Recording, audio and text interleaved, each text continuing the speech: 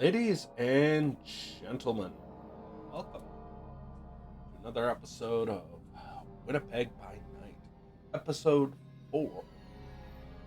Welcome. Tonight, we'll be focusing on Ruby and Colton, a pair of kindred in the Winnipeg domain who have ended up finding themselves in an awkward situation. Last night, the stadium for the Gold Eyes was inexplicably caught fire. A interesting little development, as Colton may have been in the area not too long ago. Can't imagine there's a relation like that. But that's not the only thing going on. And Ruby, you had just recently gotten a, unearthing experience, shall we say, after being buried under by your own Haven House, a location brought to you by Adder. A good place to end up resting, out of the way. Nobody wants to go near it. Can't imagine why. Grass overgrown, lawns hardly taken over, and yet the housing affairs won't touch it. I imagine you could come up with a few reasons why that might be now. People use the hot water. But with that, we have a new night going on. You see, in the world of darkness, there's a lot of things that go out at night. A lot of things that aren't meant for mortal eyes. The world behind the world we all know. And the truth is that most of us are never privy to it. Call it conspiracy or collusion. The things behind every little door, staff only. And here we're going to explore two people who are behind the veil, maintaining the masquerade while being a part of the Anarch movement. Winnipeg, a city just liberated from the Camarilla, now finds itself divided between 4 baronies. Each one with a vision for the Anarch city of Winnipeg. And then there are those who just want to get by, who just want to take their sip of blood each night and see what comes of their eternity. And there are others who realize that it takes but a slip to suddenly have the Bootvelders at your back. Or those who wish to end up just reveling in the thing they've become.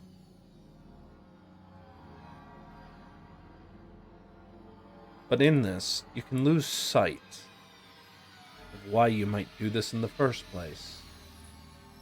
Those all too human moments. For you once were human. That fact cannot be denied. And right now, you end up having a moment's reprieve, or so you may think. So let's start off tonight, as we end up beginning another night in Winnipeg. I would like to get rouse checks from both of you, and then tell me what your hunger's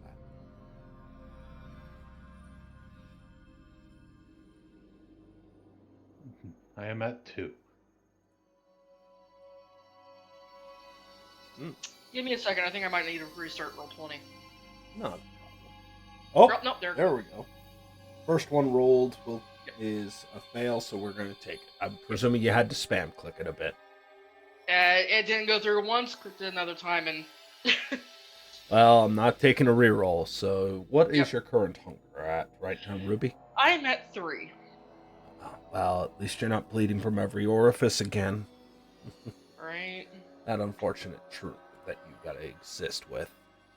So, with that in mind, let's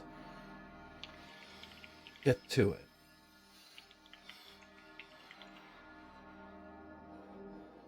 Let's begin with Colton. Colton, you got into your new duds. Certainly smell better than the other ones that still have that little bit of a that stink to them. Kind of stink that typically comes from fire. And Earl is more than pleased to end up seeing you awake.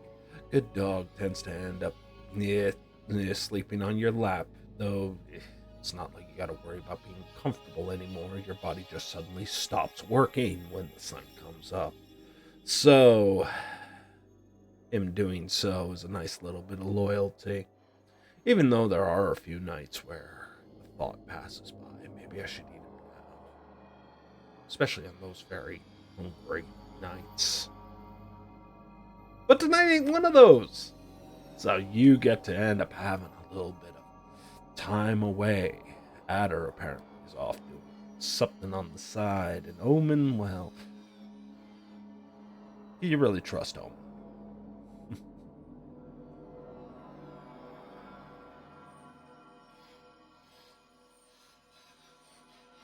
What are we up to, Colton? I think Colton, he's been meaning to go check in on, well, about the closest thing he might have to a friend that's human still. Someone that he admires and, well, before everything was changed, got to know very well. He wants to go meet Marv. Arr, arr. Old friend. It's good to have old friends, especially given your condition. Marv at this point is, if I recall, a owner of a liquor store, LC, as they refer to in Winnipeg. In that end of town. The type that like to end up drinking their woes away. The type who maybe need a kiss of a bottle in order to end up reminding themselves that maybe there's something more to life than just waking up at 6 a.m. again to do it all over again.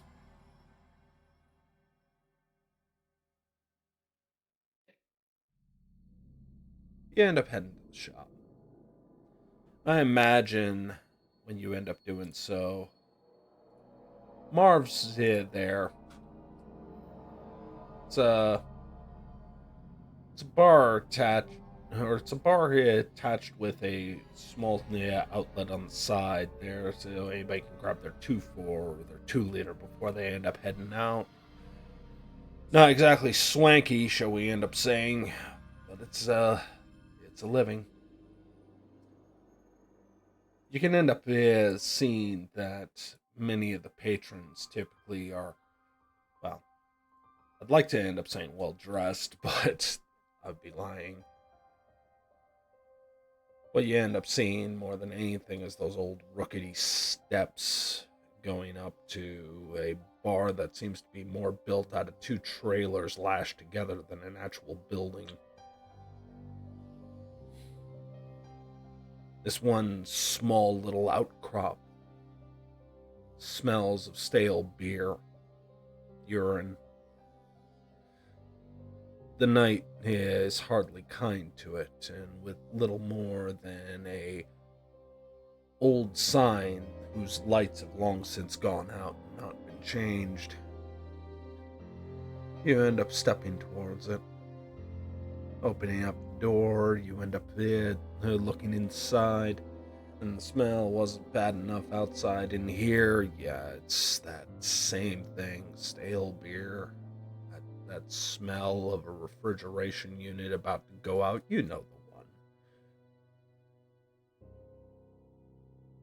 And you see Marv, who is currently behind a sheet of plexiglass, keeping a separation between him and the customers.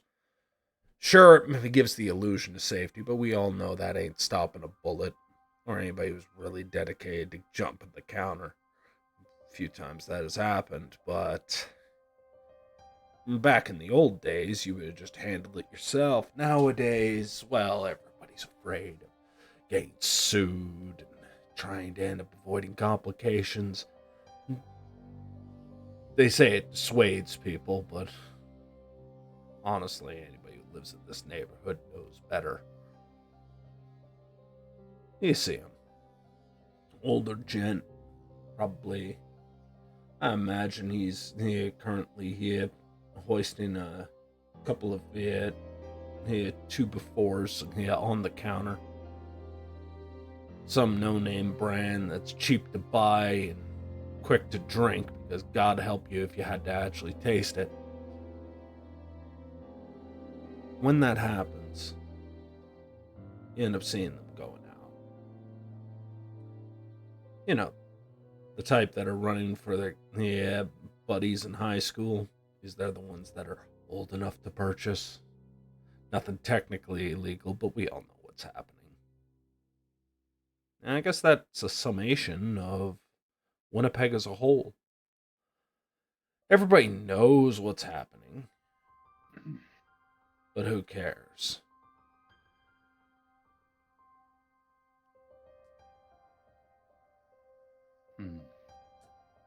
I'd walk in and give Marv a nod and head to the same cooler that I always do to get a can of Earl's favorite beer and walk up and greet the man. Marv looks at you. Tries to end up hiding that goofy looking grin. For some odd reason, I'm imagining he kind of ends up doing so, and just the face of it is going to make those false teeth of his in the front. You know, the ones that look impeccable compared to the rest that have been knocked around or partially rotted. And it looked like they're about to slide out right from between his gums at this point, if he keeps smiling at you like that. Colton? How's it going, Marv? It's one of those.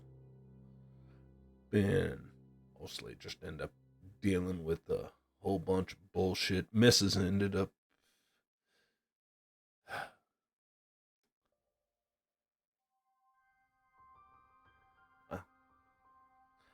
I ended up being reminded of anniversary last night.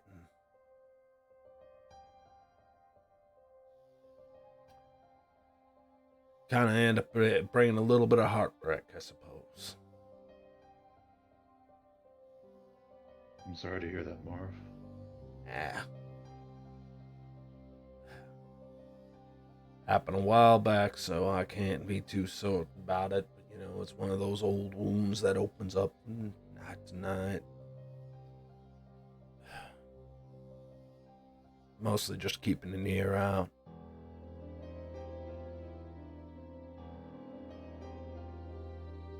He looks you up and down.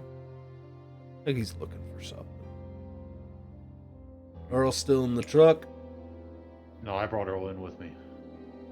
Earl would have came in. That's a good dog. Now, you said this was attached to a bar, correct? Yeah. Okay, so I'm going to pay for my beer and pull a bowl out from behind, from my backpack, and sit down and start like at the counter. But I'm going to pour the Earl's beer out and start talking to him.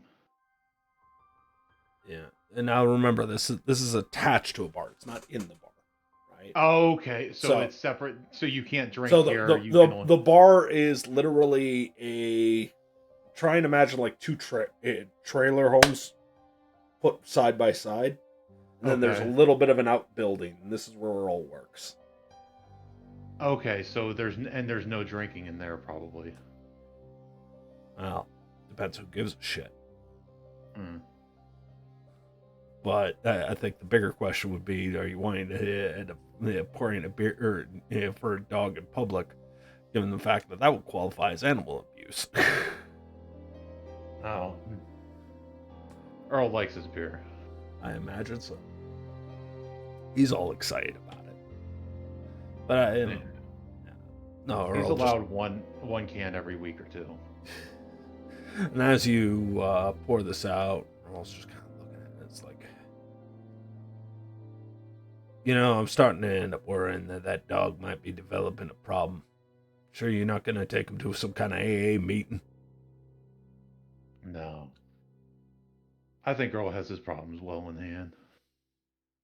Besides, I don't give it to him too often. And it wouldn't be a treat. He really would have a problem. Yeah, commissioner comes in here and all kinds of shit. So what's up with you, Colton? I don't see you dropping by too often. I don't even see you in the bar drinking no more. Suddenly, you're not good enough for our company. Oh no. You're plenty good company to keep. I just haven't really been drinking that much lately of beer and alcohol, the like. Just kind of fell out of it for some reason. What? You were developing a hell of a keg at the time. What's going on? I'm listen. Nah. No. I do need to come and stop by more often. Just, it's good to talk to you. Well, you say it's good to talk to me. It means you got something to talk about. Oh.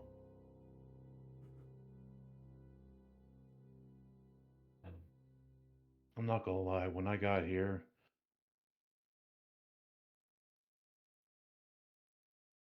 you and Suzanne were probably the closest things I had to friends.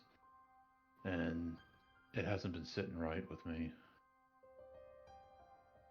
I don't know if you ever know what I used to do, but No, you don't talk much about it. That's why I figured you walk in my door and had to be something worth talking about.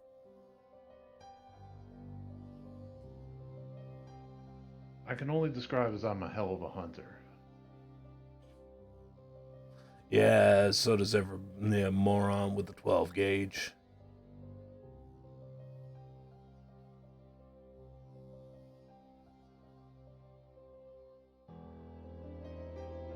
What if I were to try to find these people?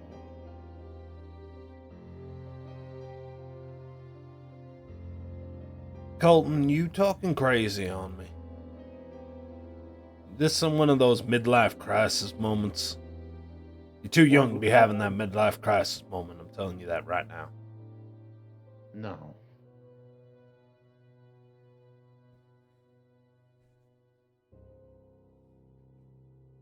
But the way I look at it is I owe you two.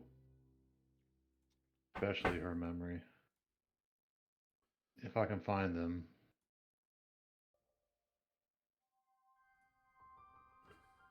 Well, I'll let you decide.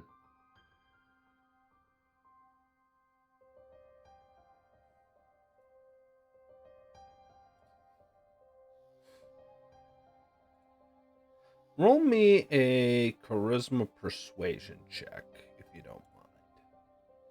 Can do.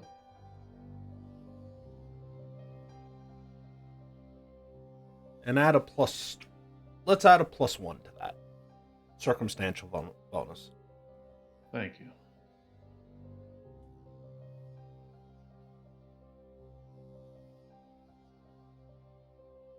I forgot to get some willpower back from. You would have recovered either your highest composure or your Yep. resolve. I just forgot to. I forgot to mark that off when I woke up. All right.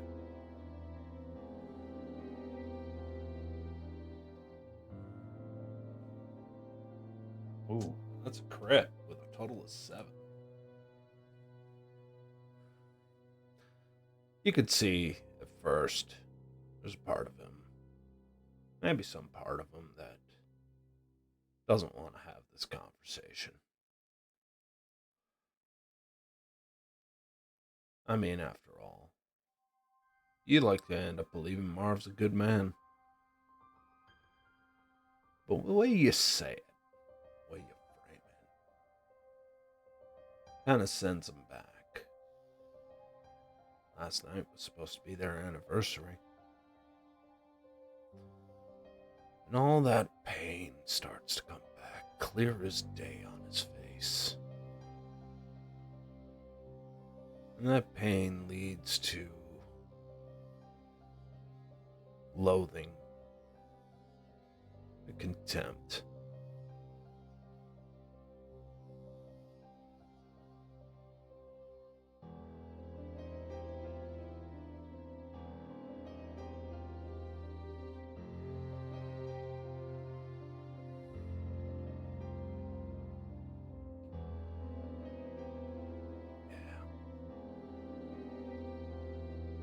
Colton, don't be pulling my leg on this. I'm only promising to look. I'm just gonna give you the chance if you find, or if I find them. You can make the call. Cops or.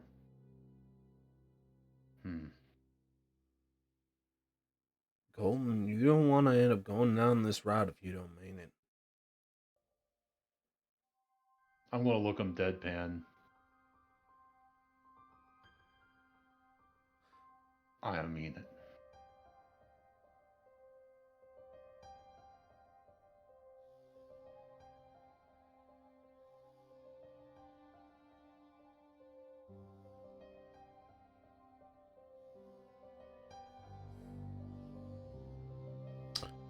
Can't give you much. Cops I didn't didn't ask. give me anything to work with. I'm still waiting on answers. Investigation ongoing. Kind of bullshit.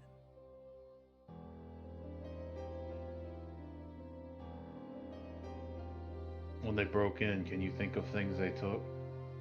Things that you're missing now? Something maybe identifiable?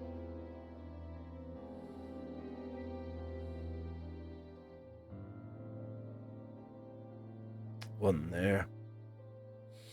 Wasn't there to look at. Wasn't there. Should have called in sick. Should have ended up doing something. Should have been there that night.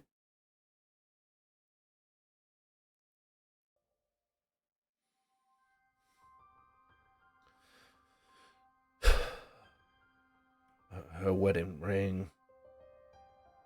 Old player. Kid's laptop. You know, when you helped me pick him up for Christmas.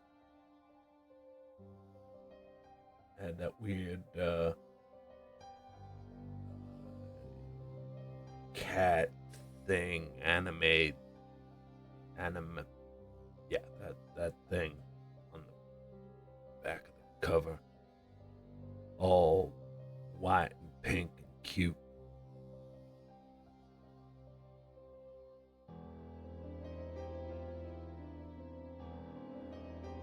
Okay, so wedding ring, pink and white laptop. No, what you would know is a Hello Kitty sticker on the back of the laptop. Okay, Hello Kitty sticker on laptop. Okay. A purse, car.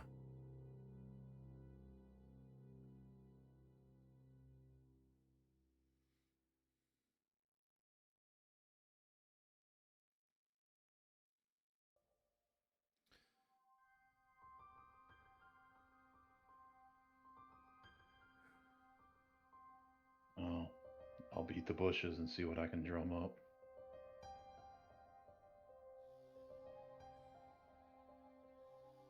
Don't start getting my hopes up, Colton. Like I said, I can't promise you I can find him, but I will promise I will look. And I will not stop. And If there's Colton, any lead.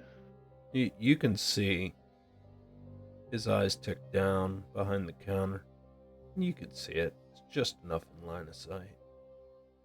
Looks like maybe he was working on some plumbing back here or something, but it is a box full of tools, but that is not what he's seeing right now. His brain's going in a very dark place, the one you led him to.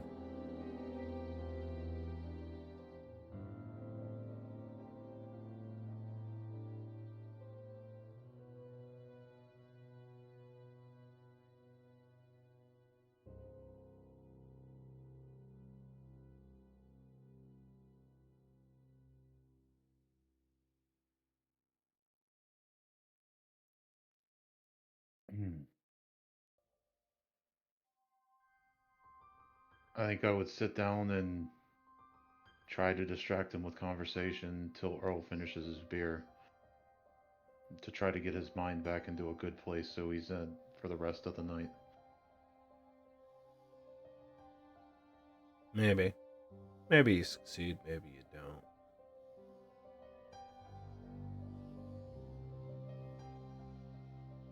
But his eyes keep going back to it. This is a man hurting. Lost his everything. The love of his life. Peace of mind. A look to the future. Now it's just going along on autopilot. Because if he stopped, he might actually have to think about what the hell he lost. You know, that's the kind of life that a lot of them live.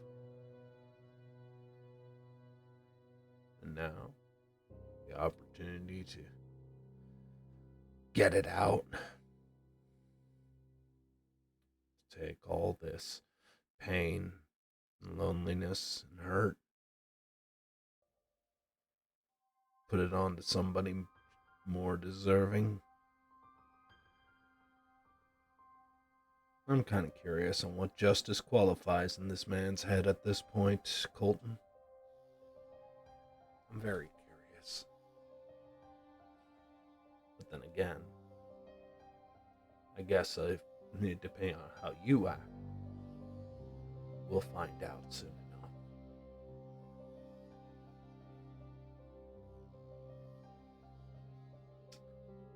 Takes a bit before Earl finishes lapping up his beer.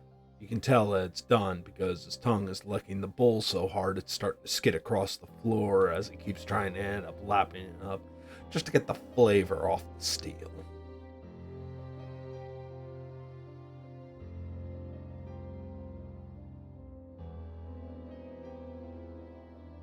I'll sit there and pet him and pull the bowl away. He's like, that's enough.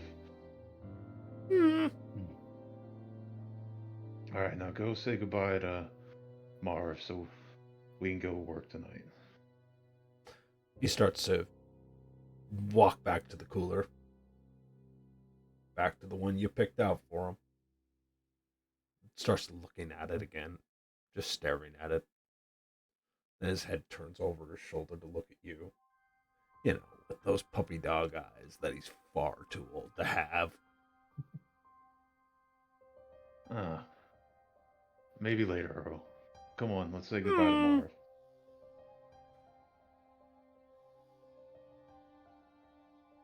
He whimpers. I'm just gonna laugh. And I'll, if there's like a little bit of space, like, I'll go ahead and I'll stick my hand in to shake his hand. Yeah, He's he does so. I don't know if you want to say goodbye to Earl, but you're welcome to if you going to come out. But I don't think I can fit him through the city video home. Roll me I need you to do me a favor. What's up? I need you to roll me a wits Oh insight. no, I activate. I gotta activate. Flush of life first. Sorry. All right. Go ahead and Still make me a want me- rouse check. I almost forgot. Oh, it looks like I'm going to be hunting after this. You Okay. still need me to roll wits insight? Nope. Okay. I almost did a stupid. The blood starts to warm your skin. You're still cool to the touch. What humanity are you at right now? I believe 7. Um, yeah, 7. I'm starting. You're cooler, but you're not cold. You're not stone cold. Hmm. Poor circulation, but nothing more than that. When he ends up shaking your hand, he looks at you. But when he looks at you, he's not looking at you like his friend at this point. His brain's elsewhere. I don't think I need to go into much more detail than that.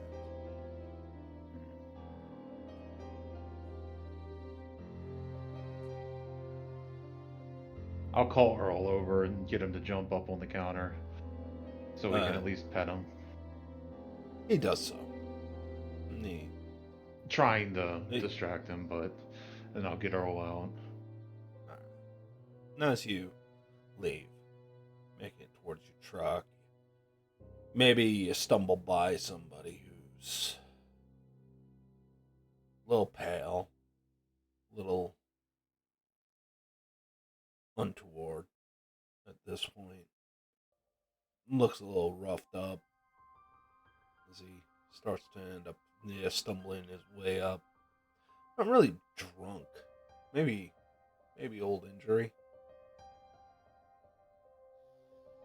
As he starts to end up going up. Maybe just needs a little bit of the little shot of the creature, so to speak.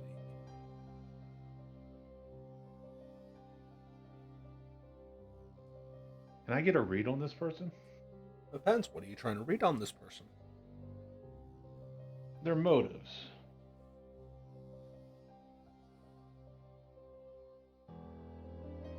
What are they after? What's driving them? Only so much you can do off of a cold read, but you can certainly try. So give me a wits insight.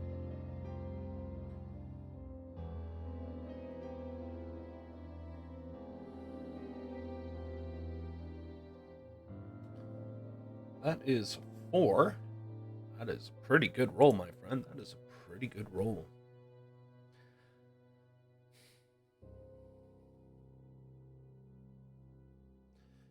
Looking over it. Man's got a lot of gauze and stuff around his neck and shoulder. Looks beat to hell. You can end up seeing that off of a small bit. You end up seeing a hospital band currently around his wrist. You're going to guess he just got out. He's probably moving weird because he's in pain. Pale, though. Shallow breathing. But he is breathing.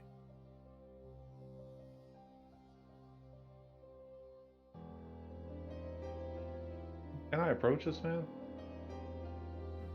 I'm just trying to think. You got 4 there, so I want to make sure it's relevant. I'm trying to reverse engineer what you could know about somebody you've never met.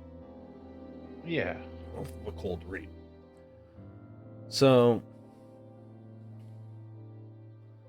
you,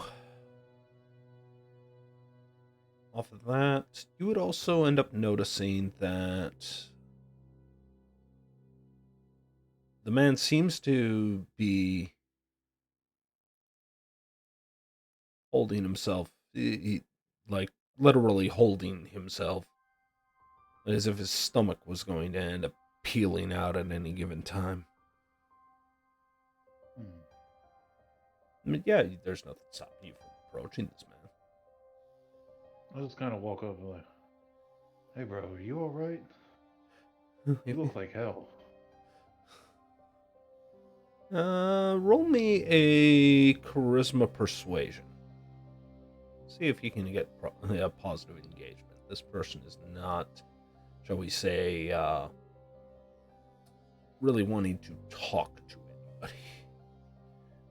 And two. I could reroll. If you want, I'm gonna hit 2 right now. Are you satisfied with that roll, or are you willing to go a little further?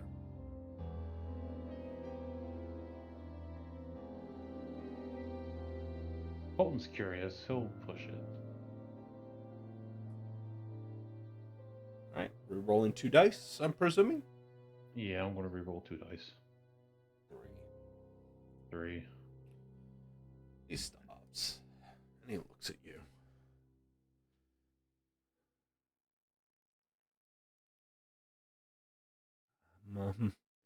I'm fine. I'm just trying to get my head on straight. Just really, really thirsty right now.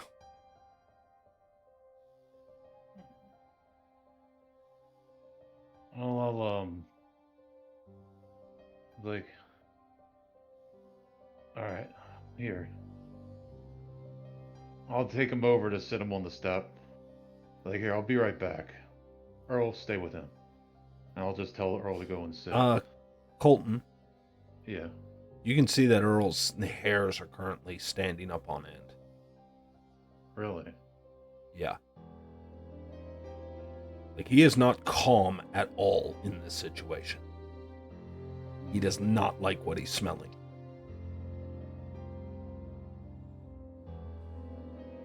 I'll go, by the way, my name's Colton. I'll reach out and I'll shake his hand to see.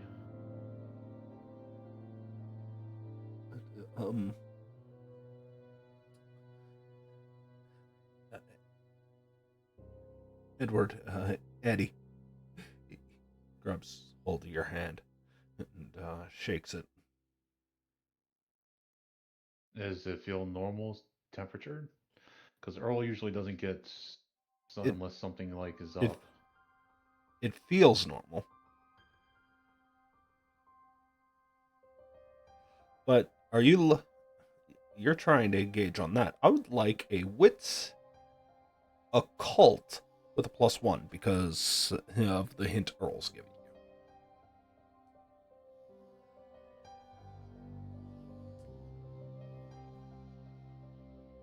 you. Right.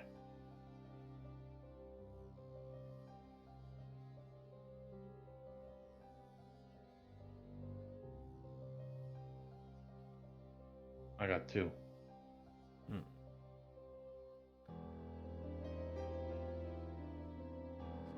can't be sure. He's got warmth. You know that. I mean, he's cold, but it's also Winnipeg in spring. I mean, the man just got out of the hospital. Cold can be easily explained. Yeah. Thirsty. Maybe something. But the way Earl's behaving, he doesn't like the smell of it. And he doesn't seem to be lying to me at all, right? No. Okay. No. If you had to read anything off, it is more desperate.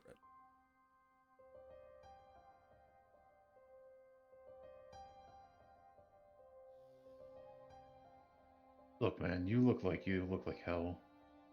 Let me at least get you some food or something in you. And do you have a place to crash tonight? No, I can't.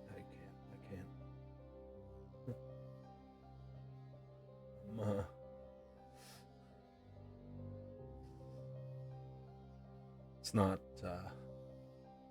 I've got kind of a problem. I appreciate it, really do, Colton, right?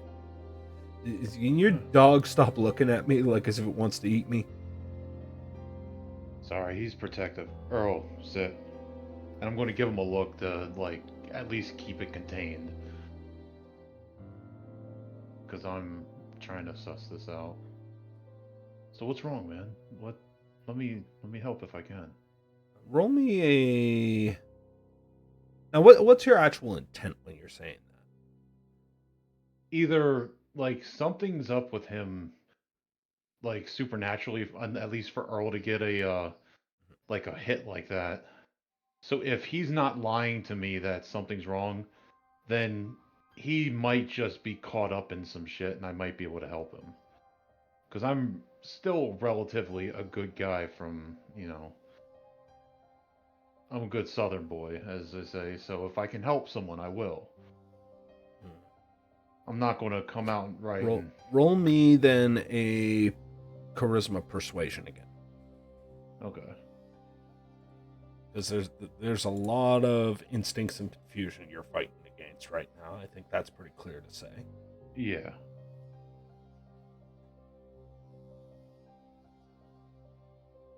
Three.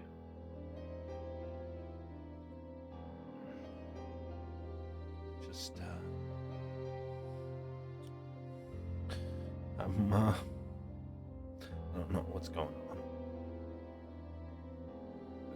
I got out of the hospital and couldn't put down any foods, couldn't put down any solids,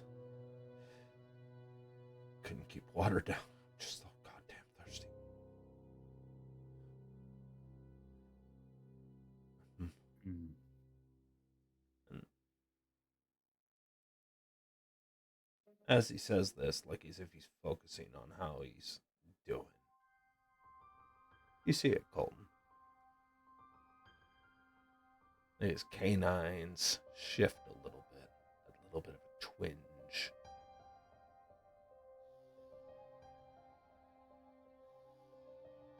The kind of twinge that you get when you're about to bite into somebody. So is that kind of a confirmation to me then? Take it or leave it. I'm not here to interpret. Hmm.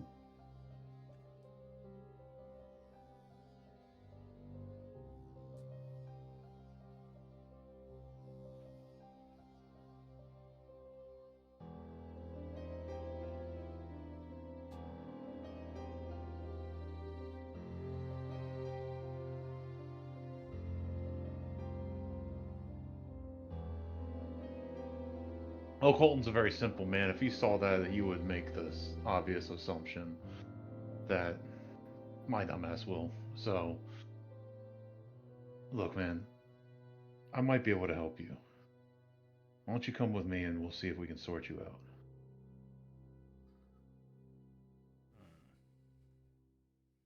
You made another persuasion of 3. And Earl can ride in the back.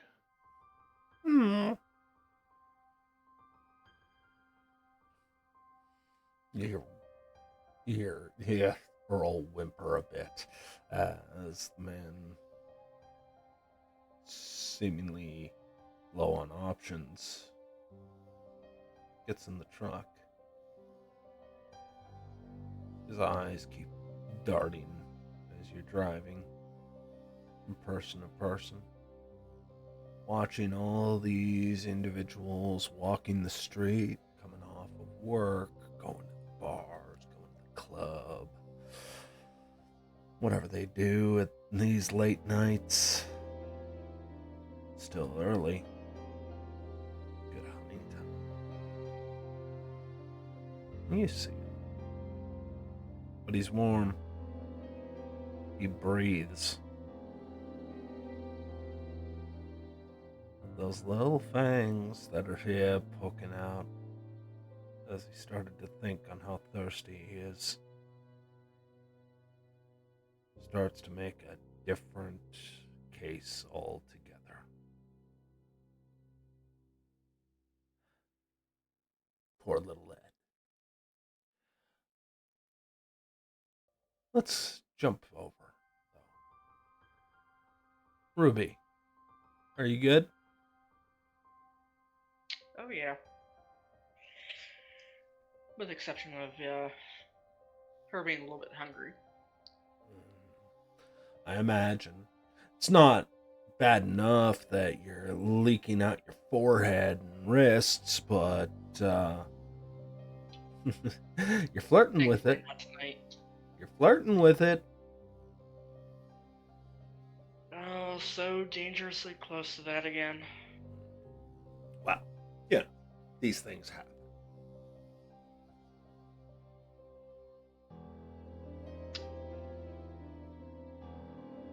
Ruby tonight is actually going to be taken from her herd for a dot Okay. because of her own plans. How many dots in herd do you have? Overall 2, but I'm down to 1 right now. So. Okay. All right. So you should end up getting that resonance as well. Its potency, however, I guess we'll end up doing a quick roll on. And let's take a look here. Oh, it is bland. Bland. Poor Ruby. She can't win. It's like that McDonald's patty that's been sitting there in the back for 3 hours in the warmer. You know, it technically qualifies as sustenance, but at this point, it's more spice than burger.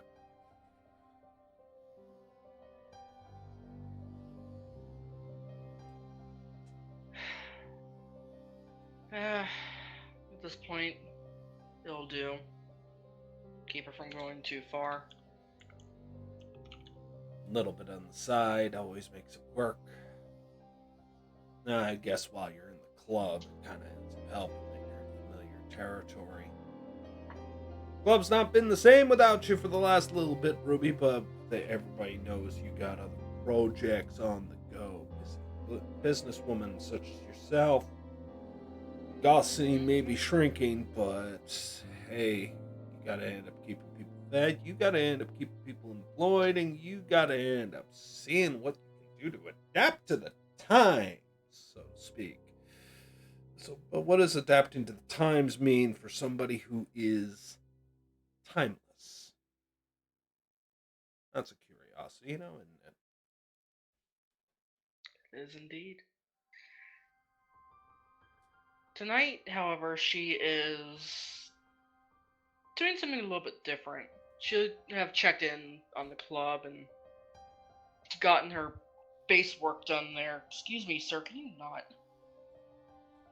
Sorry, cat. Tonight, she's not dyeing her hair red. Not that bright color. It's more of a deep brown she's going with tonight.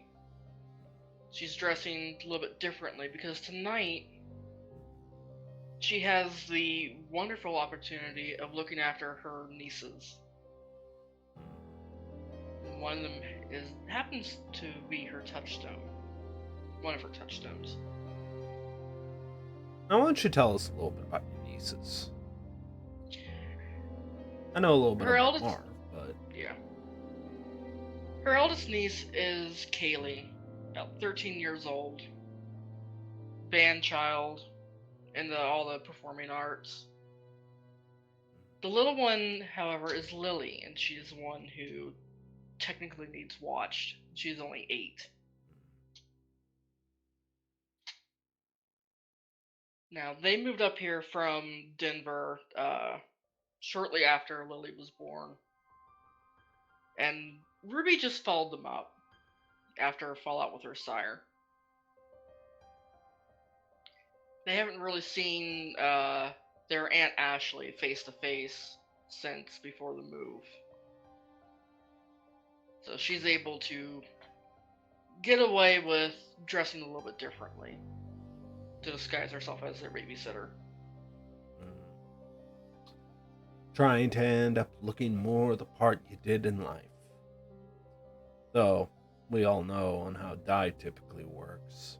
Small cosmetics, stuff like that, tend to end up fading pretty quickly, especially if you weren't embraced with it. Dyes tend to end up fading pretty quick. The body wants to return back to what it once was.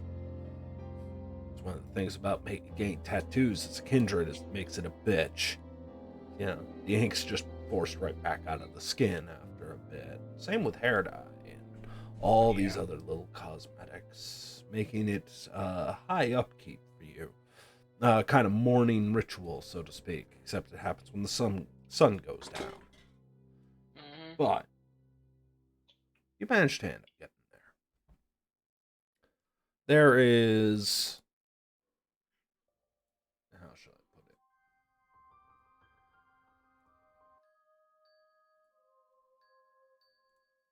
You end up managing to get to the apartment. It's a little ways out of your domain. Then again, you can't expect everything to end up falling in there. Sad truth of it is that most kindred can't find everything that they need in their own domain. It takes a certain level of control to make sure everything is nicely tight packed where you want it to be, as opposed to the reality where, much like kindred try and fit in where they can, human beings try and live within their means. Sometimes it's a nice two-story house in the burb. Other times it's an apartment block. Sometimes it's a project. But either way, get in where you fit in situation. And as this ends up going on, you end up coming in as you, I imagine, been trusted with the keys. This isn't the first time you've had to end up going in. So you end up seeing them both. One of them, the youngest, is currently not in line of sight. The eldest, on the other hand, is watching something on the TV. Looks like they end up having maybe a YouTube channel or something like that. Putting up. It's a bunch of nonsense as usual, but hey, you know what? Whatever that makes the kids happy. And upon entering the door, she is going to blush of life. Okay, make a roll. 1. I do not get hungrier. Well, at least it's not a case of easy come, easy go. This time. Not this time. But as you end up talking, or as you end up coming in, she kind of greets you, kind of not. You know how it is with young preteens. More lost in their own head than anything else to acknowledge most people's presence. But then again, you put a flashy screen in front of them and look what happens. The world that they exist in is utterly digital. If it's viewed with the Mark I eyeball, it's ignored. However, put it on a big screen and look what happens.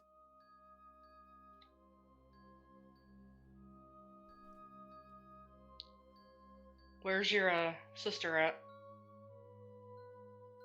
Oh, hey, Aunt. She's... I think she's in her room. Alright, you get your homework done? We don't get homework anymore.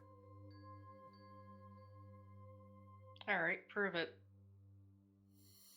It's said more as a joke, but... She rolls her eyes as Auntie's gonna be Auntie.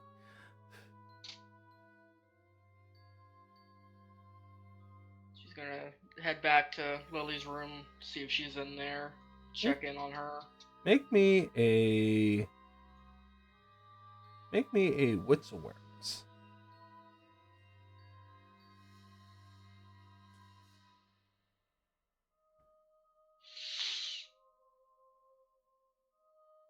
Oh, I'm re-rolling that 10.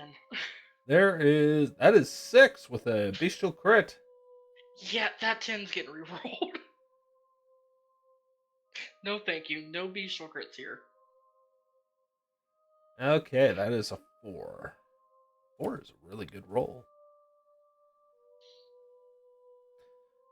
You know, part of it is you can be grateful for the Malkavian blood in your veins, as you can almost hear everything that happens in here, even when you're not in the room.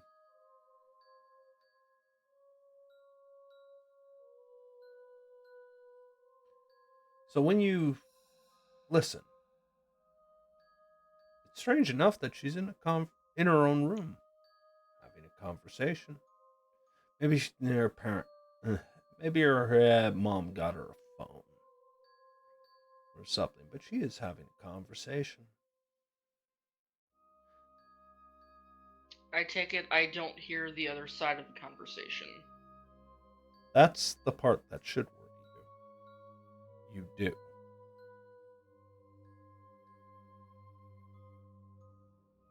Do I recognize the voice? No.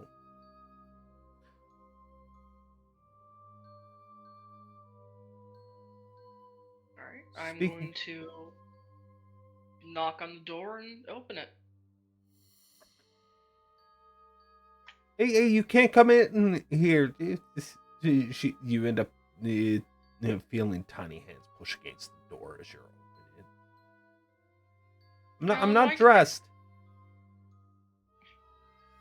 Well, hurry up and get dressed. But at the same time, I am popping heightened senses. You can hear her as she. You know the sound of somebody shushing another.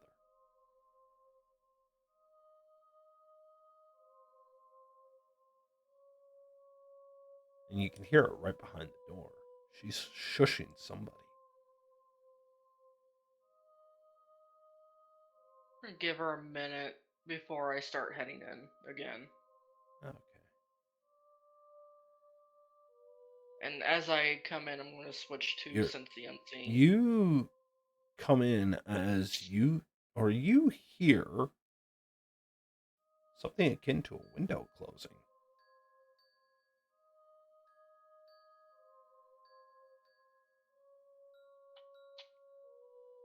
When I get into the room, I'm heading over to the window, taking a look out. What's going on, Auntie? And you're using heightened senses, so roll me a wits all specs. I actually switched to Sense the Unseen as I came in. Oh, okay. Well, it'd still be wits all specs, just yep. a different sample. Yeah. Okay. 2. You don't see anything.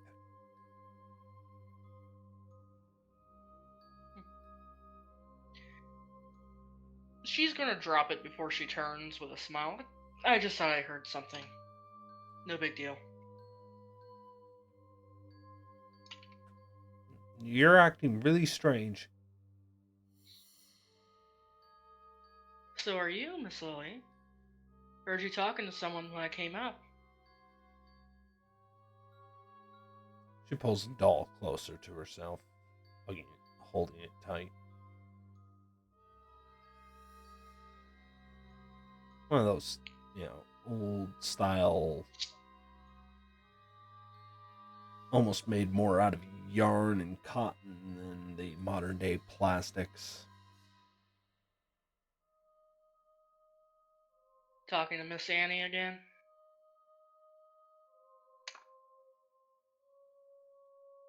She looks down as if embarrassed. You know that her sister keeps poking fun at her. If only she got some real friends. You know the tripe. Yeah. But as she does, I want to incite her. Just to kind of gauge on who she may have been talking to.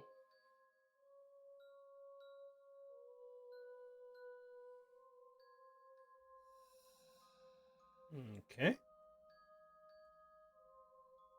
Roll me a wits insight then. Yep. 3. Are you satisfied with 3? I can give that a shot. Only one die, but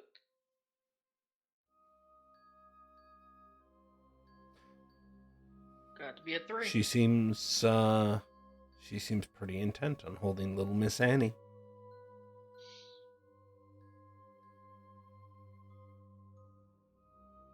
Well, it's It's okay if you want to talk to your imaginary friends. Or your dolls. They're not imaginary.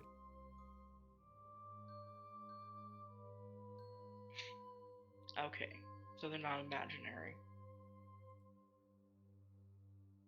But it's okay to still talk to them.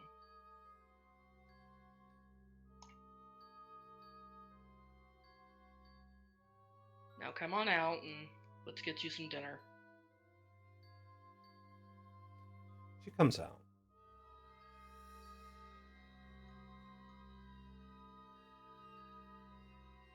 She is keeping her eye on Lily.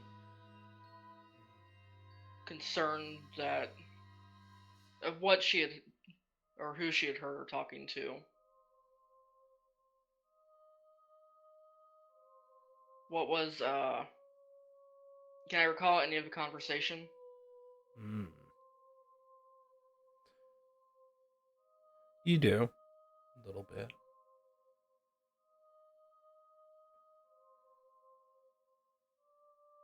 About tea parties that go on forever. About big balls and dancing. About a fairy tale. Or a world described as a fairy tale.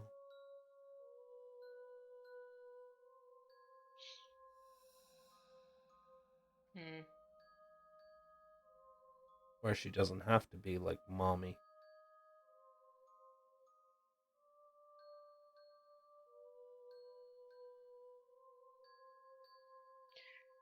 She's gonna ponder on that.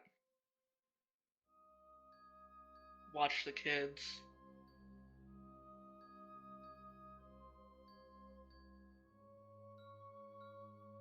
And while they're eating, she's gonna go back to Lily's room for a small investigation while Lily's not in there.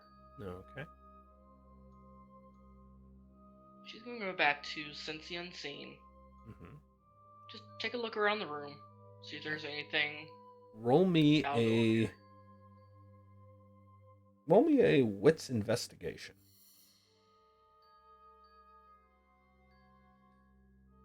That is the wrong button.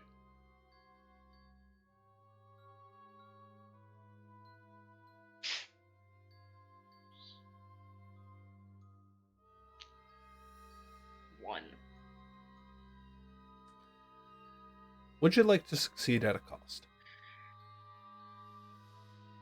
What is the cost?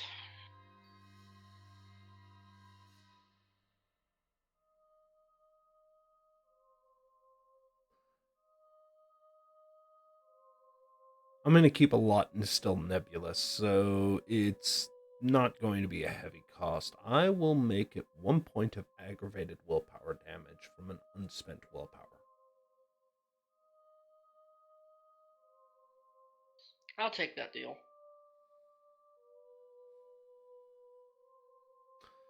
You look closer to the window. A few things stand out to you right away. You can see scuff marks, a little bit of dirt. Hasn't rained recently, but the ground is still thawing, so you can definitely see what appears to be shoe prints. Looks like it's been coming in and out for a little while now. What's more disturbing is the holes in the corner of the windowsill. The kind where there would have been nails to nail this window shut.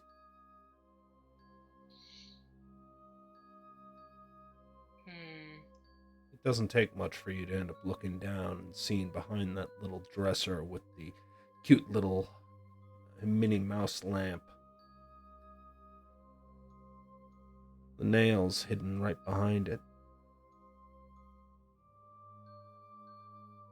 But she's not strong enough to pull the nails out. No, even with a hammer, she wouldn't be able to do that. What makes it worse is as you look at the window and you kind of stick your head out and look at it from the other side, you can see the wood is splintered a little bit. You kind of expected like maybe a crowbar or something, but no, you see you can put your fingertips right where those grooves are. Somebody ripped this window open with their bare hands. Except not like the hands are a lot smaller. A lot smaller than yours. By the size, can I tell just about how old the person would be? Child, teenager? Not much older than her. Not much older than her. But a lot stronger. And I take it the shoe prints are about the same size, child size. About that.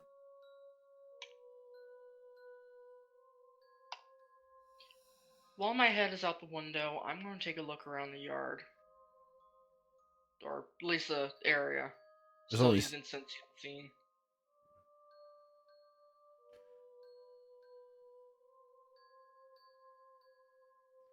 Maybe whoever it is still hanging around. maybe.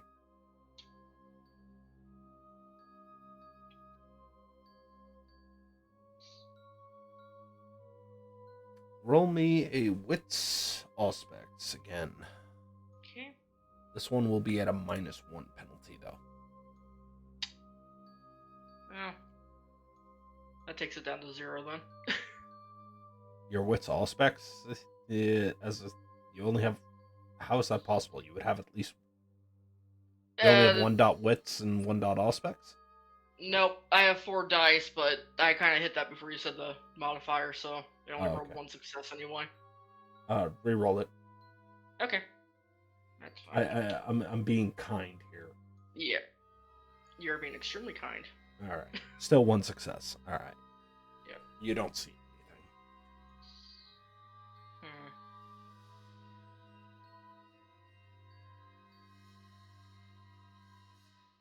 But somebody's peeking through the window. You know that. Mm-hmm.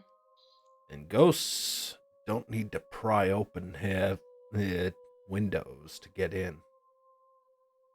No, they don't. She's gonna pull out her phone, get a picture of the footprints, and the window from the other side.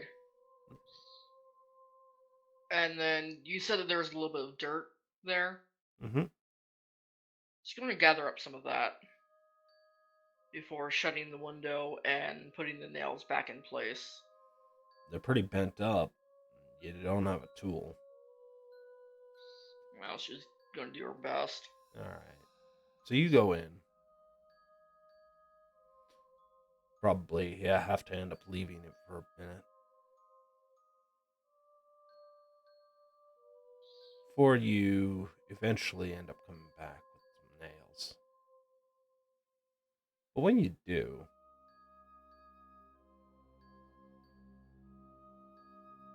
you come back to end up seeing nails back where they were. Scuff marks wiped off. You didn't spend more than 5 minutes looking for a hammer. You know where she keeps the tools. Mm-hmm. You didn't hear a single bang. What should be more worrying, Ruby, is that the nails would have been put in from the inside. I think that's where we're going to take a little break. Be right back.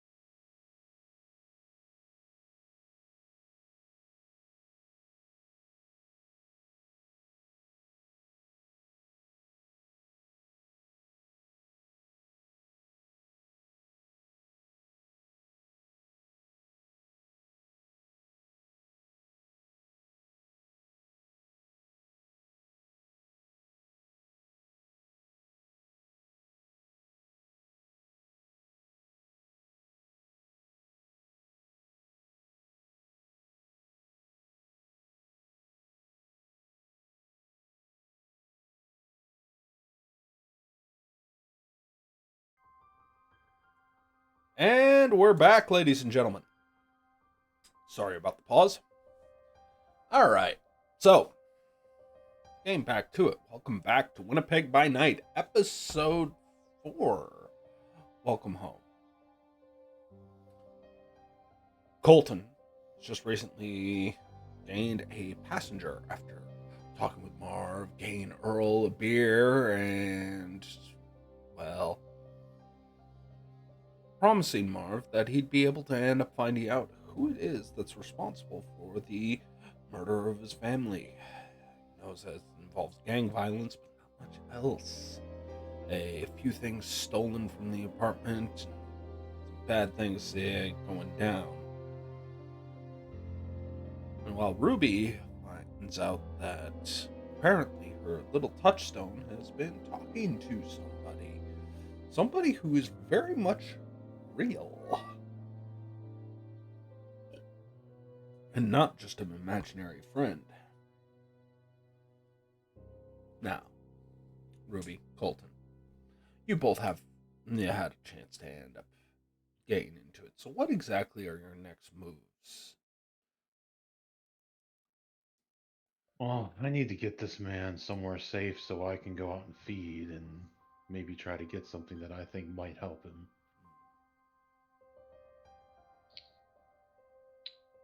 Ruby needs to find a way to track down whoever this is. And presumably, Colton might be able to help, she thinks. Maybe. So, how do you guys want to play this up?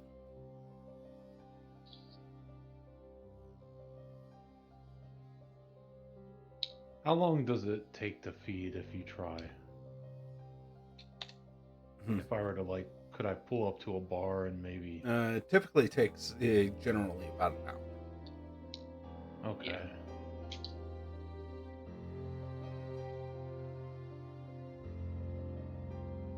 Yeah. So what are you gonna do, Cole? Potential thin blood in your truck, little dog Earl watching over him while his hairs stand on the back of end, you barely trying to keep him in place, while you yourself need to feed without letting him know what the hell's going on. You know what? I'm going to call a contact.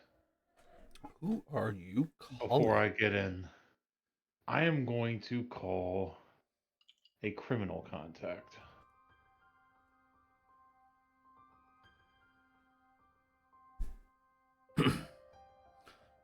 To what end? You being able See if to... see if I can procure some bagged blood. Not your normal feeding route, but possible.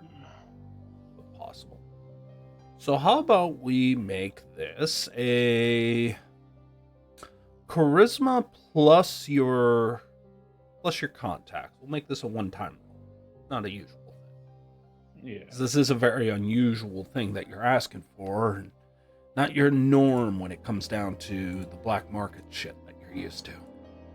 Yeah, I even have a dot of persuasion that if I need to sweeten the deal to buy it.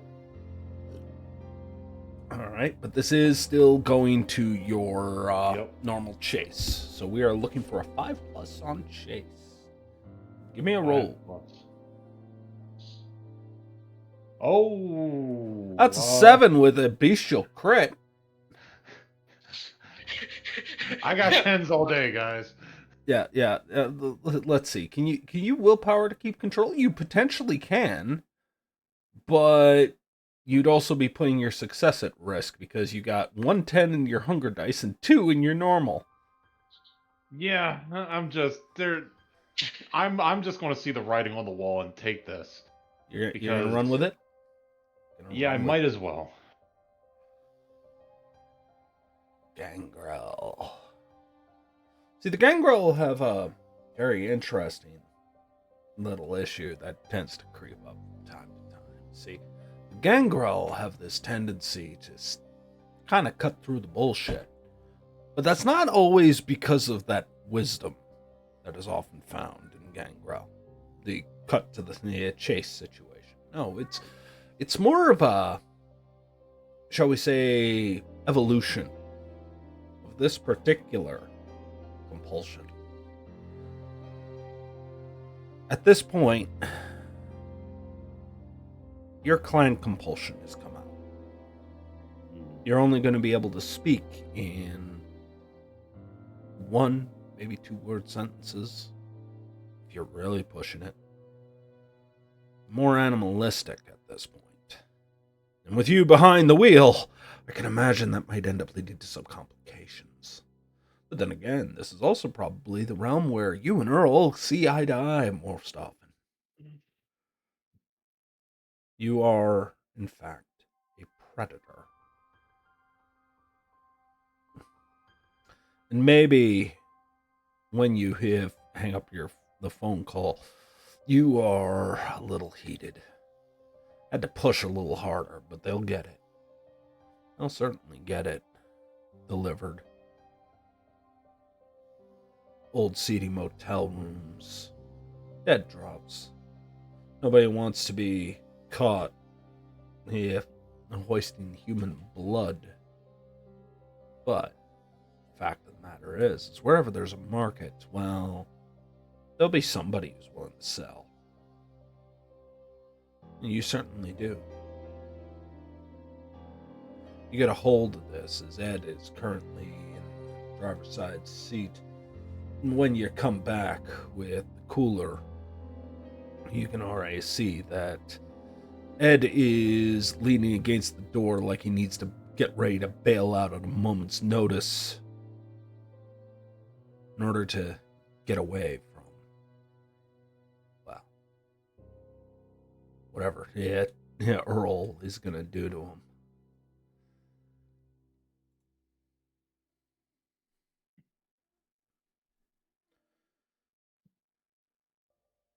I need 1 second. No. Sorry about that.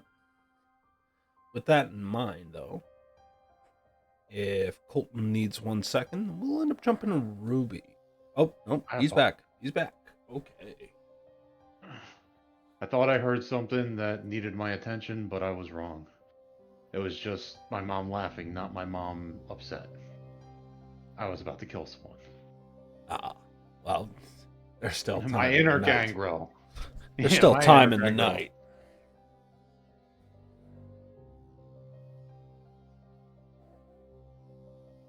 So, I'll get in. And I'll push the cooler over and it's like, drink. The man looks to you. The hand that is still bound by that hospital wristband opens up the cooler. And he looks horrified. The fuck is this? Just drink.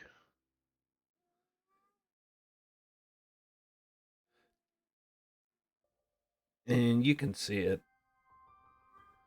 His fangs want to do something.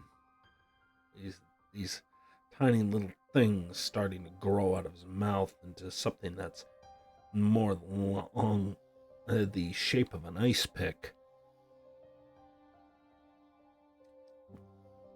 And he turns away, looking at the window. Trust me. Roll me a charisma plus persuasion. Now you are at... You're currently under clan compulsion, so this is going to be a -2. So, make it that what you will.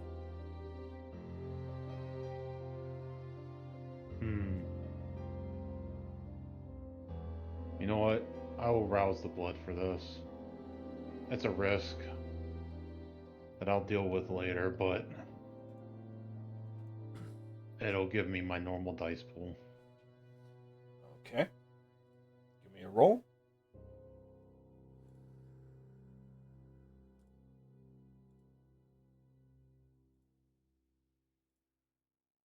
And you know what? I'm willing to willpower that too, just to make sure, to fish for a crit and make sure he just come on. That is a crit. So,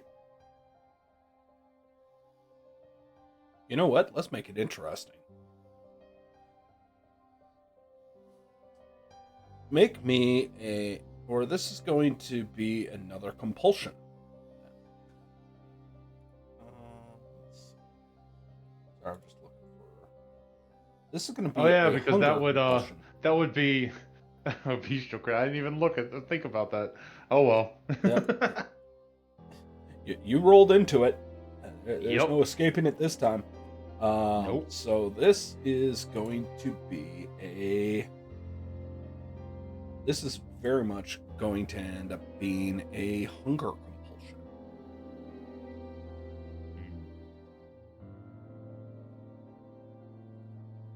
I need to go hunting. Wow. There's always something there. But, hey. Who am I to end up judging one way or the other? So, but you do. You give him a sternness. You look at him. And it's less with that compassion that you started the night out with. No. You have to get something a little bit more raw. On display, when he looks at you, he sees something that has turned cold, near feral. You tell him to drink with a sternness in your voice. And there is maybe a whimper. He's not a wolf. He's a beaten puppy. And you end up seeing him reach for the bag. Unsure how to end up doing this. He hesitates, but when you give him that glare, he does what predators do. Starts to drink. Softly at first, very, very short. Like as if he's expecting the normal to happen that he's described, throwing it up. By the time he's down to his third bag, though, and emptying out the cooler, his hands wet. The ice that they ended up keeping it on, with the want to tear open the plastic, trying to lick it clean. First meal he's ever had in months, you'd imagine. At least that's how he's going about it. Well, you can see it. But that smell is driving you nuts. You can see it. You want to feed. You need to feed. That is the nature of what you are.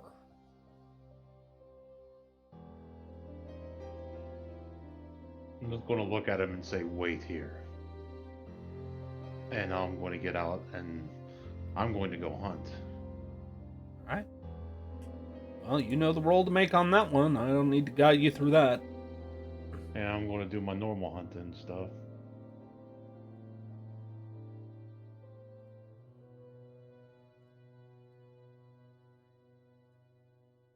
Oh, you son of a bitch.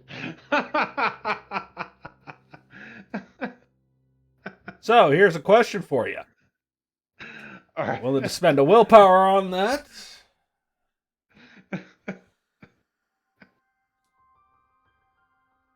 Oh, no. Fuck. I'm going to eat and I'm going to get another compulsion, apparently. Yeah, you are. Now, thankfully, you're not in frenzy. Yeah, for this. You're only at 3 hunger. But it's right. Well, how do you normally feed? Because blood bag ain't one of yours.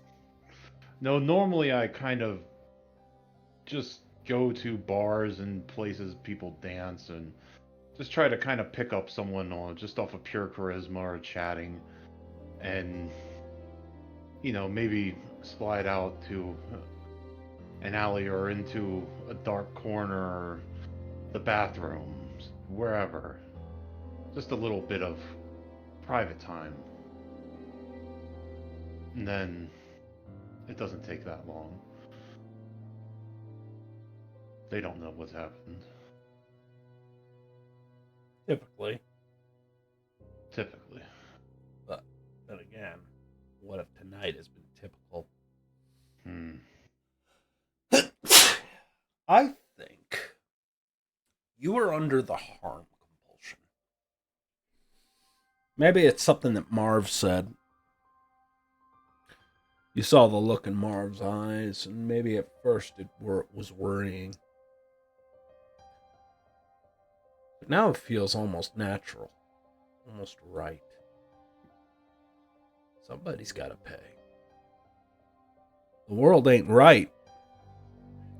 The world needs to be set right. It needs to be made to heal. This lunacy can't persist, so you are going to end up having to do something about it. And something about it, well, I'll leave into your very capable hands, Colton. But the reality is that you need to destroy something. You need to hurt somebody. You need to express and get right with yourself. The gangrel, after all, is at least the most honest of vampires. It knows what it is.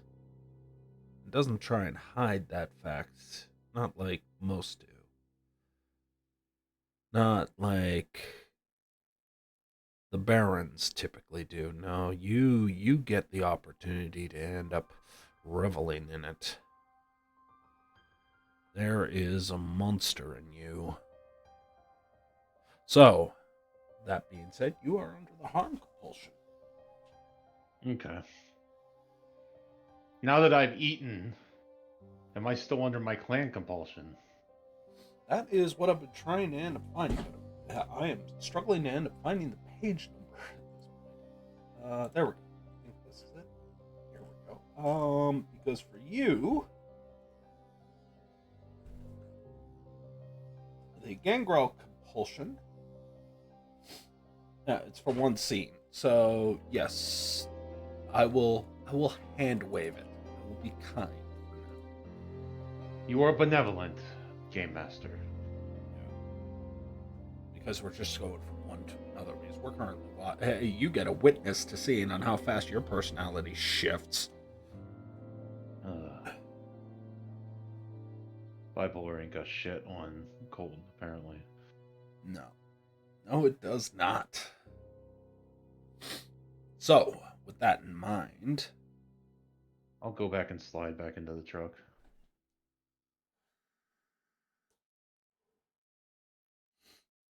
you see Edward currently suckling on the tips of his fingers. He's trying to get the blood out from under his own nails.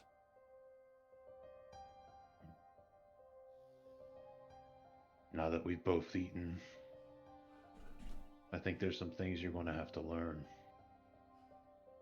What the fuck?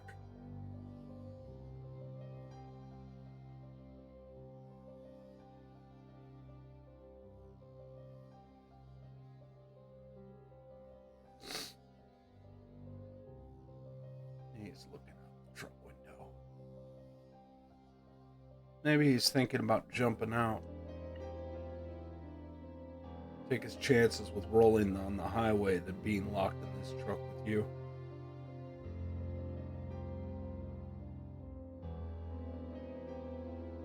I know things seem crazy, but I have answers.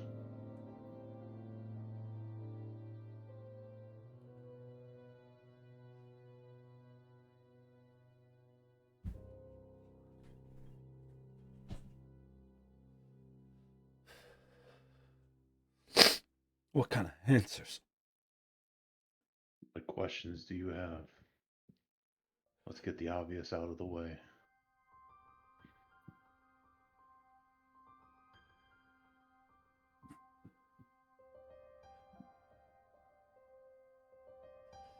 It tastes disgusting. That's because it wasn't fresh. Oh.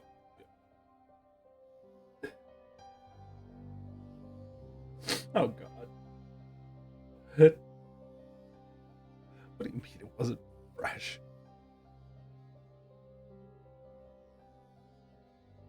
Which tastes better? A fresh cooked steak?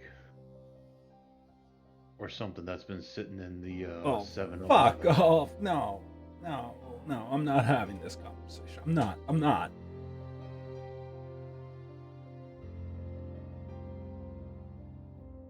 You No. want to survive?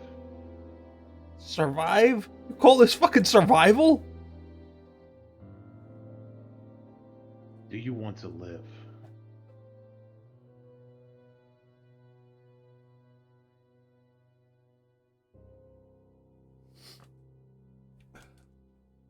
Oh God. What the fuck?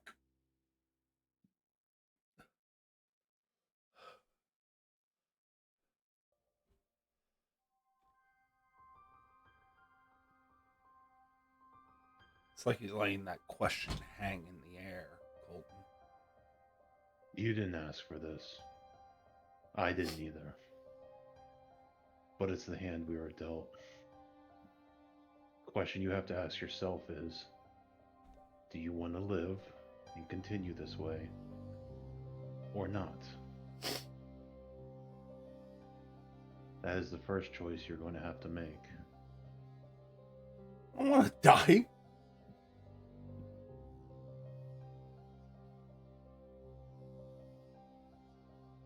And if you want to live, there are rules and things that you're going to have to learn. This is fucking. Yes.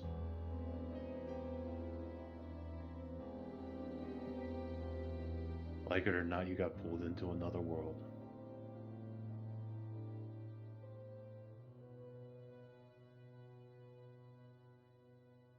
This some kind of isekai bullshit? What the fuck is an isekai?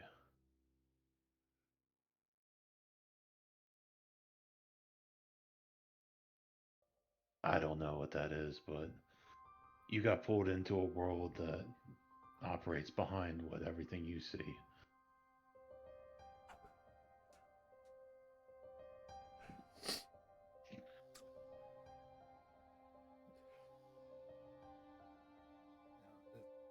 No,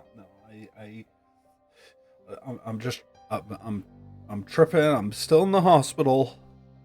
I'm just having a fucking nightmare. That's all that's happening here. He hits the dashboard, and immediately you end up seeing Earl. His teeth are exposed as his head pops between the seats, ready to take his head off. Now listen, what was his name? Ed? Edward, yep. Yeah. Now listen, Edward. I'm doing my best to stay calm. Earl is mighty protective, and he only sees you as a threat right now because you're exactly like me. We are dangerous.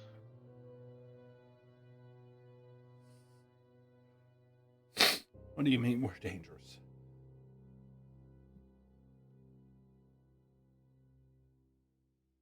What do we eat? No, What- no.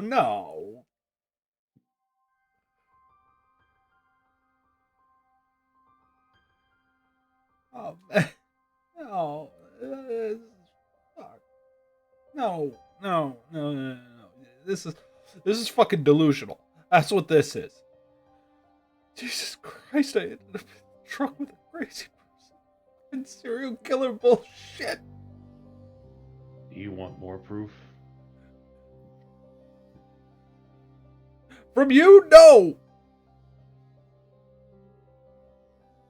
You just had to eat and drink blood. It's the only thing that you've been able to keep down. For I don't know how long you've been out of the hospital. At night? Couldn't stay there anymore. They're asking questions. Started to. I panicked. I had to get out. That's fine. Like it or not, I'm the best friend you have right now. Oh, God, I'm so screwed. It could be worse. You could be doing this alone. You could have no God. one to teach you.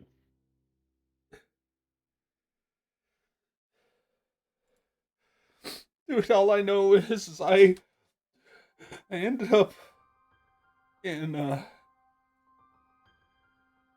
was at the bar with my buddies. Shit went down. I went to take a fucking piss. That's all I did. And then something was on me, and I was trying to scream, and I couldn't scream, and I tried to get it off me, and everybody was on me, and I was in an ambulance. And then they said they had to hold me down, and I was in the hospital, and they started putting tubes in me, and I was awake through it all. They said I couldn't be awake, but I was watching them. I'm sorry that all happened to you. I'm only trying to help you, though. Like I said, we didn't choose this. Same thing happened to me. Hell, that's probably why I'm trying to help you now. I didn't have anybody to help me. I had to figure this out on my own.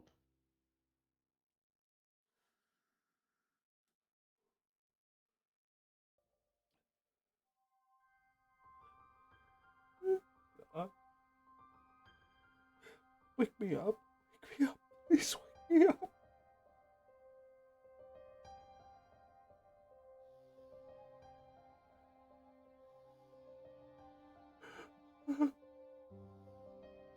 Alright, that's what we have to do.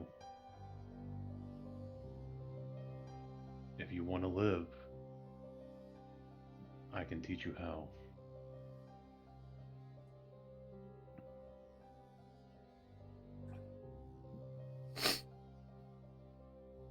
If you don't, well,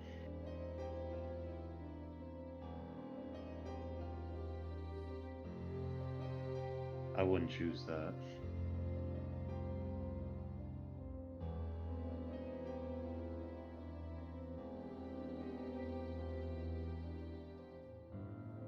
I imagine it's a very uncomfortable road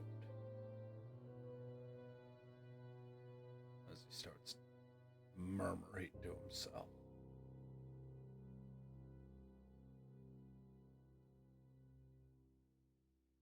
Starts murmuring about his trip from the hospital. How it doesn't make sense. How they tried to burn him. He's not sure how. Maybe too much time under the X-ray machine, but you know, Colton. Probably got a glimpse of sunlight through the curtain and sent him into panic to get out.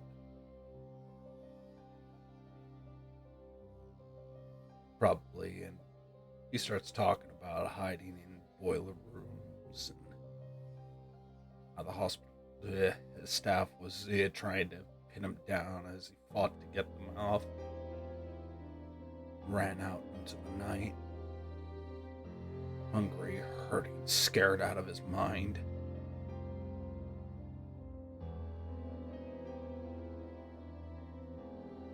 He has no idea what he is, even as you try and explain it to him. Hopefully you weren't this much of a bitch when you ended up becoming a kindred the first time around. You're just watching. Yours went so much more smoother. Not to say it wasn't as rough, but dear God, what kind of wet paper towel did they make him out of? There's that predator inside you that just looks at him and This is not an adversary. This is prey. It behaves like prey. Who knows? Maybe at the end of the night you'll feed him to Earl. If he can't handle it.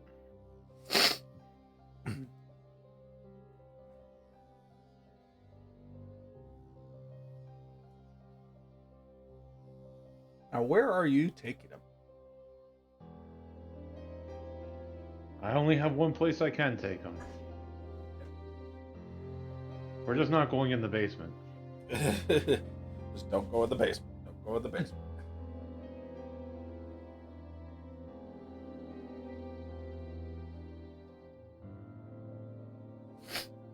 Or apparently the front yard, if I'm to believe Omen. Because the grass might get us. Overgrown place. Ruby, you see a truck pulling up.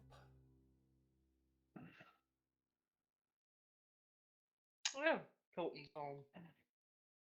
Good. Hey, Colton, your hand doesn't go far from that sidearm of yours hidden under your jacket. After all, No. it might still be lurking in the grass. That thing. That unwanted tenant, shall we say, in this little abandoned location. But Ruby, you see somebody else behind him.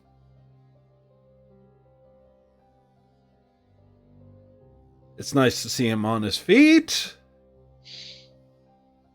Well, why is Colton bringing him here? Fuck. What the absolute hell? Well, it's not like her hair is red tonight, so she's going to meet them at the door. I kind of walk up, try to like have my hand in the middle of his back, trying to support him a little bit. Earl would be trailing, watching, waiting for a word. Nah, Earl is not letting him out of his sight. He's smelling something. But then again, Earl's always a little on edge on this property, and you know for goddamn why he's a little on edge on this property. You don't blame him. No, I do not. So, with that in mind,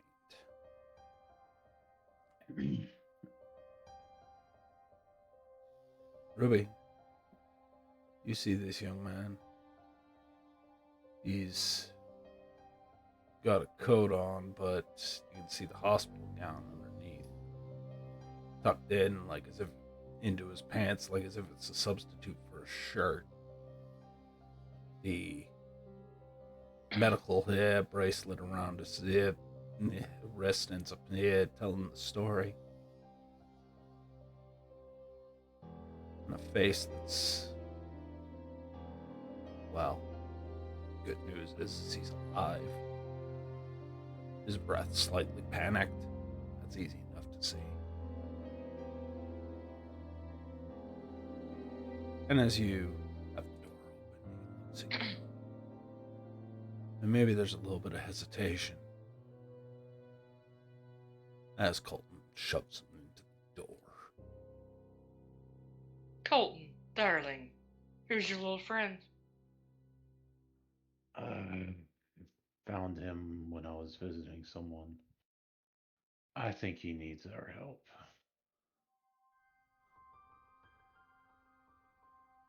In what It's a way are we conundrum. supposed to help? Let's talk inside. Please, come on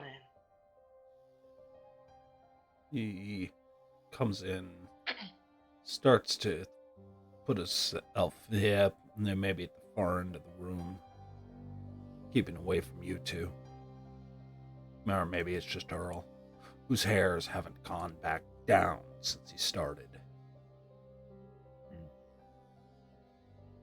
Poor Earl. What a stressed out little dog.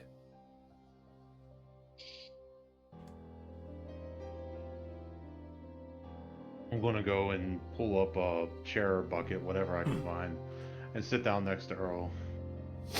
I found him wandering the streets and recognized something wasn't right and had a hunch. And I was right. Although I shouldn't be right. Oh, you mean he's one of us? But he's breathing and he's warm. Upon hearing that, she's going to get a closer look at him to see if maybe the breathing is forced in any way or if it's completely natural. Roll me a intelligence medicine at a -1 because shall we say he's nervous and not exactly cooperative.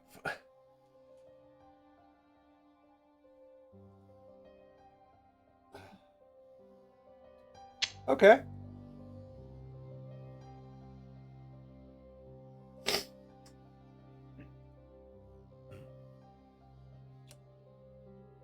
All right, Ruby.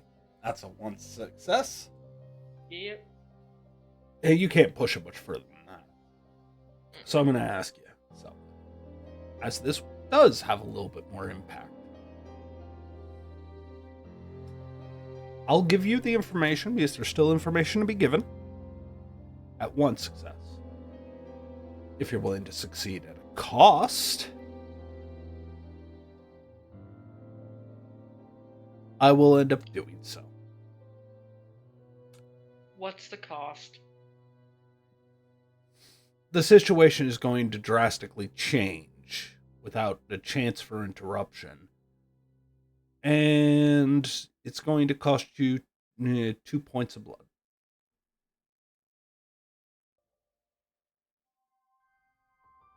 But you will not have any doubt as to what's going on.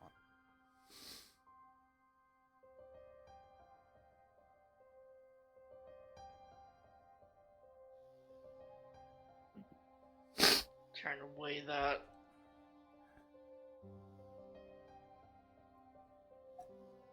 You know what? I think I'm happy with.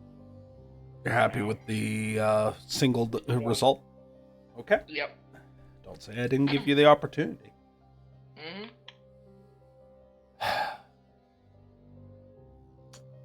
Breathing's normal. Erratic, but that could be panic. That could be blood loss. Because you're one of the few that would have the insight on that. He's cool, but not cold. But it's not forced. This isn't blush of life. This is something else. Colton says he's one of you. But if it wasn't for those 2 little ice picks that he ends up having in his mouth right now, you wouldn't be able to tell the difference. After all, a little pale? Who doesn't work indoors these days?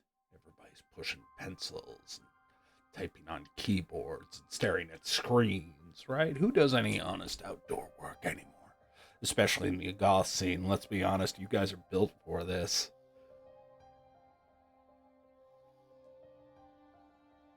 Isn't this a conundrum? No, You shouldn't be breathing. If what he says is true.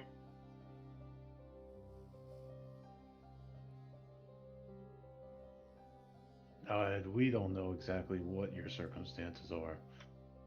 Things affect all of us differently, but we do have a friend that's a bit of a know-it-all. They might be able to tell us more.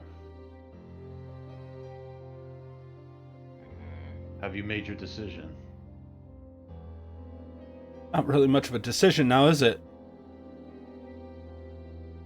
It's still a choice. Decision. Because you Does gave he- him a decision, Colt. Does he want to live or not? I suppose that's fair. Does he want to live knowing what we are? I'm still trying to figure out what the fuck you guys are. What we are.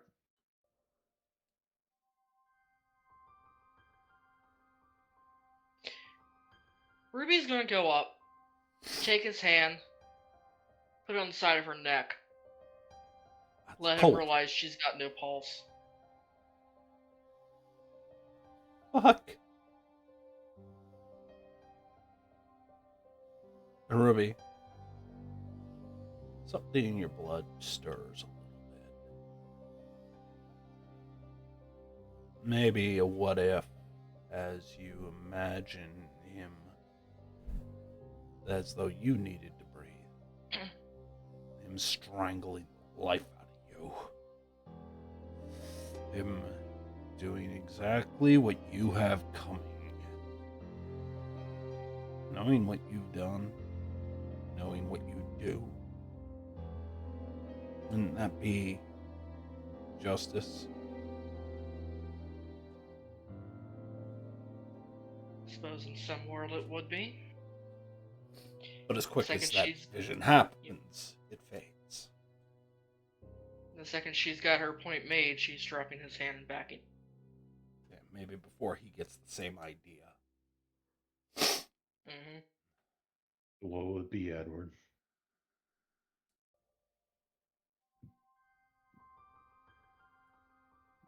You could stay here and, to quote a movie, we can show you how deep the rabbit hole goes. Or you can close your eyes. And it'll all be over. Fuck you. I'm not joking. I'm not pretending you are for 1 second. Trust me, I believe you. I believe full-heartedly you two fucking psychos would end up doing that. You think I'm doing this because I want to? I have no idea what to end up thinking of you right now. You end up going from the guy I think might actually care to somebody who ends up going into one-word fucking sentences, ends up say be right back, while keeping me in the truck with that fucking thing, he points to Earl, and then end up dragging me out to the house that looks like the bitch has been abandoned for the past 8 decades. Alright? Now you got me here, talking to... Yeah, and... Yeah, I full well believe you. I still want to help as much as I did when I invited you into the truck.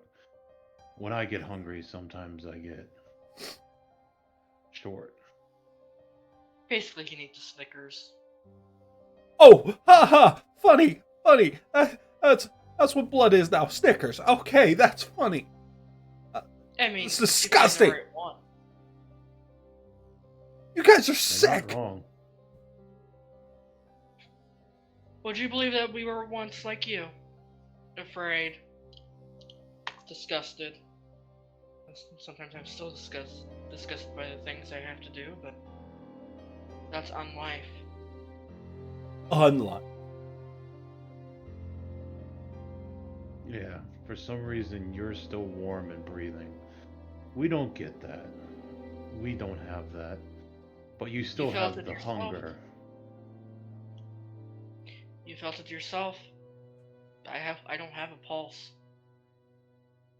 Yeah, well, I'm still breathing, okay? I'm not dead. Yes, and that is concerning. But you still have these, and his fangs will come out. Colton, I think now that we have Ruby in the room, you're able to talk now. I'd like either one of you, one can assist the other, to roll me a intelligence occult check right about now. This is Yeah. all you. I have 1 dot intelligence and none in occult. Okay, this will be There is me a then. reason I've been acting as stupid as I am. It's not stupid. It's not stupid, just Yeah, ignorant. 3 intelligence, 1 occult. So Alright. Let's see what you get. 2. 2 would be enough. okay. Ruby. You're not unfamiliar with this. If you had to guess, is you at least have an education when it comes down to unlife, as you so kindly put it. Thin blood. See, funny thing about vampires, for those not in the know. A vampire, when it creates another vampire, well, the vampire it creates is a small portion of its sire. But because it's a small portion, it's not a whole or equal to the whole of where it once came from. The blood isn't as potent. Now, when you're talking about ancient vampires, some of them would be damn near akin to demigods, fit of mythology. But the blood keeps getting cut in half every single time. Now we're well into the double digits, generations since the supposed first. And because of that, we're coming into the time of thin blood. Vampires that hardly qualify. In the Camarilla, many Camarilla agents have eliminated their thin blood populace, saying that they are agents to end up bringing about the end times. Perhaps suspicion or superstition, believing in prophecy. Though Ruby, I imagine, as a Malkavian, that kind of dismissal doesn't do it justice. But thin bloods are an inevitability. As you embrace, the next to your line becomes thinner and thinner and thinner. What we have right here, somebody with a small amount of vampirism, but not enough to truly kill. A facsimile of life, somebody who is at the dusk born. One foot in the light, one in the dark.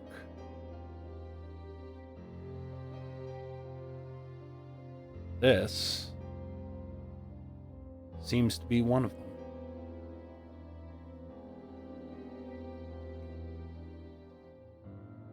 Well, now, that's unexpected. Come to think of it, I have heard of something like this. You have. My time in Denver and all. Never thought I'd actually meet one. This, my dear Colton and sweet little Eddie, is a thin blood. Not quite dead. Not quite alive. Kind of walking the line between, if you...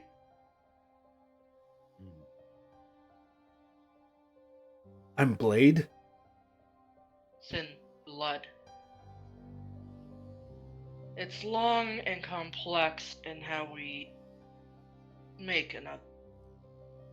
I wouldn't try walking in sunlight. I think that thing of you trying to get set on fire might have just been, well, day rise. We don't like sunlight. Stay But away if from you've fire, seen Blade, too. you can kind of guess. Actually, Blade might be the perfect example of a thin blood for, well, modern entertainment purposes. Though, again, wouldn't try the sunlight thing. Yeah. Doesn't give you superpowers usually either, but Mm-mm. Which would explain why you're still warm and breathing, but yet, the fangs. and the hunger. Why am I like this? Because someone either accidentally or intentionally turned you into one of us.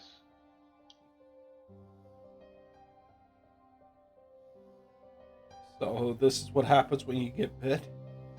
No. I don't think it's not just from getting bit. There's extra steps. Usually. There's I've at least never had someone I've bit come back like this. neither have I. Ruby, I would like you to roll me a manipulation subterfuge because there is obvious evidence to the contrary sitting right on the other end of the room. Do I get a +1 for a specialty in impeccable lies? Yes. Yes. Can I insight check just because? Well, I'm curious. I'm curious. I am willpowering that. Yeah, you sure? You sure? I thought Yeah. you'd be happy with that result. You know? Not a 2. Out of 2? Come on. Well, it takes 3. Shit.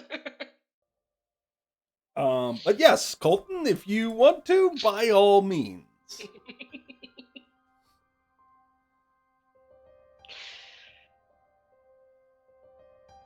I believe her. There is nothing wrong with this given the situation. Nothing wrong at all. No, I believe her. nothing at all. You wouldn't lie. Ruby, no. Never. She's an innocent, sweet being. Okay. Continue.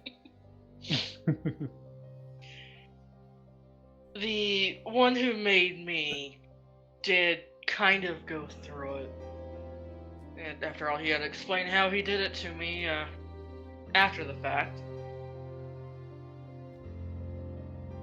But there are a few extra steps to it.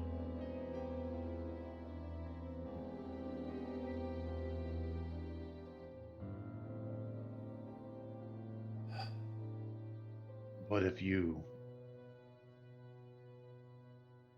do what we tell you, don't let yourself get too hungry, and keep on top of things, I don't get caught. you can live without truly hurting people.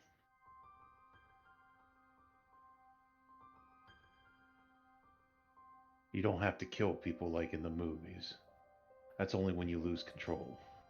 If you let yourself get too hungry. Or if you're a bloodthirsty psychopath that just wants to do it. But I'm assuming you'd like to avoid a body count.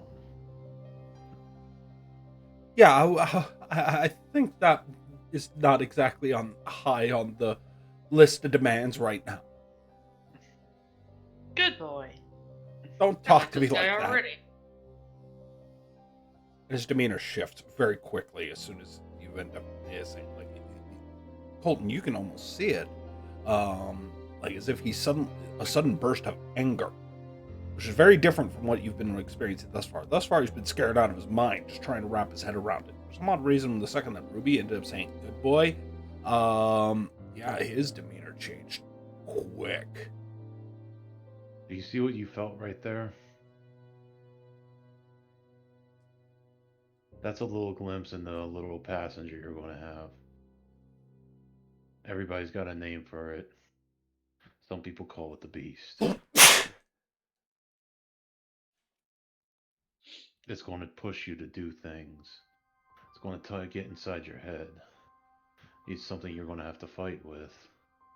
That's part of staying on top of things. It has its own plans and ego. It's the more animalistic part of you.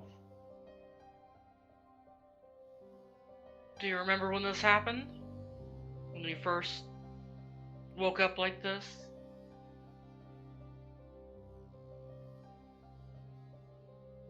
Not much. It's partying up with the boys at that point. We were celebrating, and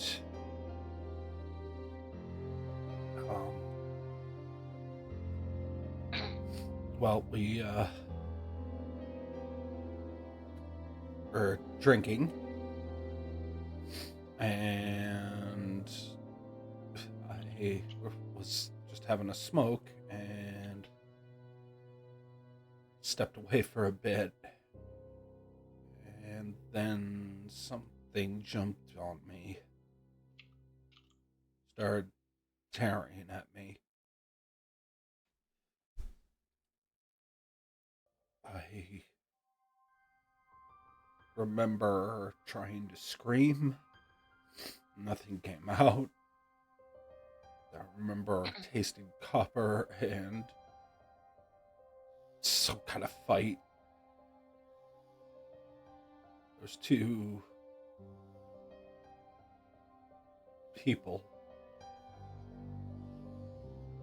I don't know what they were doing. I remember voice.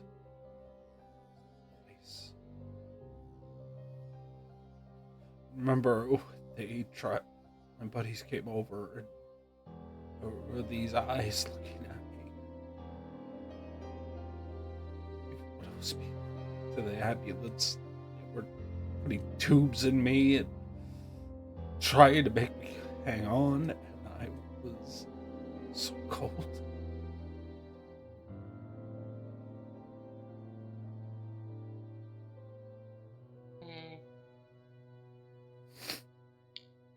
Sounds to me like it was more of an accident. And again, there are so many bloodthirsty people in the city.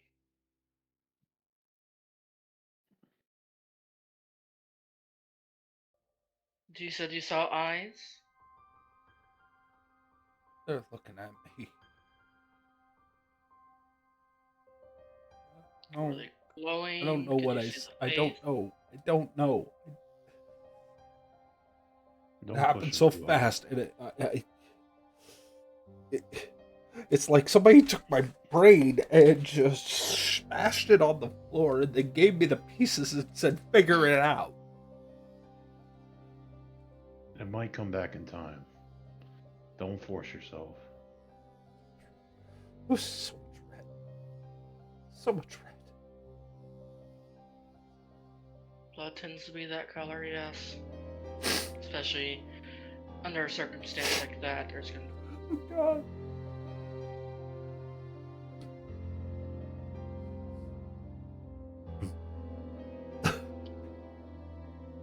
Oh. What to do with you now? I wonder. See why I said I think he needs our help? Mm-hmm. He needs help, and we're not exactly in a position to really provide decent help. We're going to provide information and teach him what we can. On top of that, it's an extra mouth to feed in this area. Why are you talking about me like I'm not here? Because we're trying to figure out how to help you.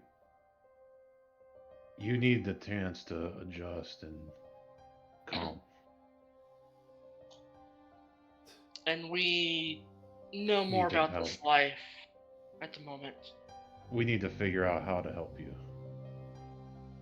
I don't want to put too much on your plate at one time. Because you look like you're about to break, and I don't want to see that.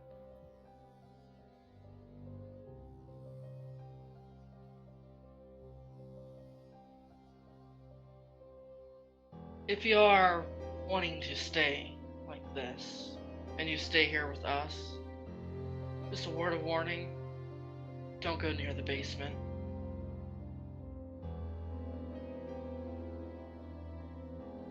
What, you got a mess of bodies down there too?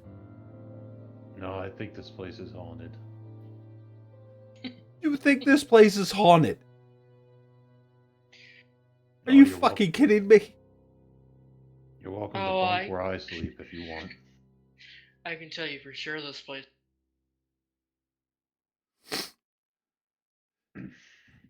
Granted, I don't know if man-eating basement would consider being haunted too much, though. Just shut up, okay? Just shut up. He looks at you. Ruby, I need you to roll me I believe it is intelligence resolve, please.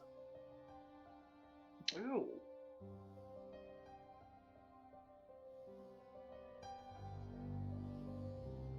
Three. Believe it or not, that's not going to be enough. Oh. Ruby, you try and continue the thought, but your mouth won't open. Well, she gets a confused look on her face. Like, you have to shut up.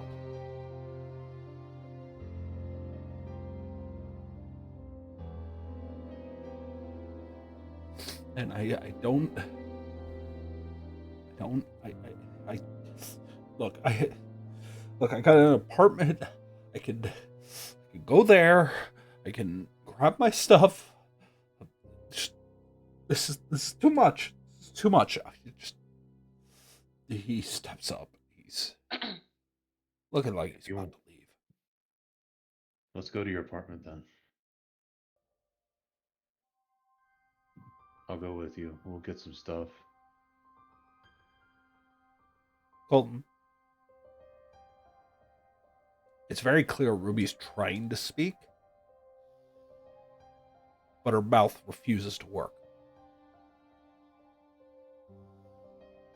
Now, would I have met? I assume I've met other people with powers and seen dominate before. I think that would be a fair assessment, but you're not the highest in intelligence at a cult, so whether you recognize what you're seeing or not, you definitely know he did something to Ruby. You just, and again, he might not even be aware of what he just did. Yeah. She's gonna pull out her phone, type a small message, hold out to Cole, and says, this is an interesting development. Somehow, you said for her to not talk, and now she can't talk. What?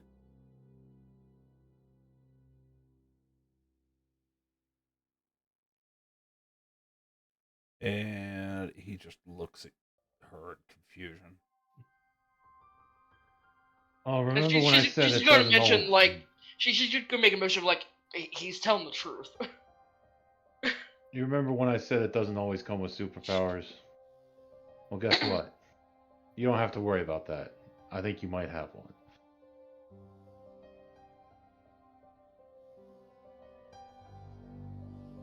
Yeah, you can learn more about that later.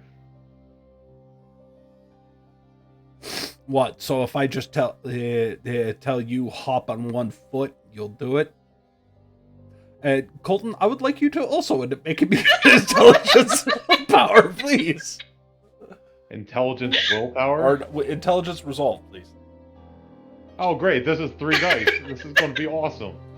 I'm about to hop on 1 foot in front of this. You need to be, I'm looking for 4 or higher. Nope. I'm hopping on 1 foot. Stop fucking with me, guys. Stop fucking with me. Do I look like I want to do this? You say this as you're hopping down. Oh, it takes a second. Eventually, Ruby, it does wear off on you. It only stands as a momentary power. It's not a permanent thing, obviously, and compulsion. But Colton, you, for a brief moment there, are trying to be serious as you are hopping up and down on 1 foot. Okay, as funny as that is, certain vampires, because let's admit that's what we fucking are, have different abilities depending on vampire and who embrace them, and we can explain that when you get back. What you used is a neat little power, dominate. You can technically control people, depending on how much effort you put in, naturally, but... Yeah, for him, it doesn't seem like it takes much effort at all. In fact, it seems like it just misfires.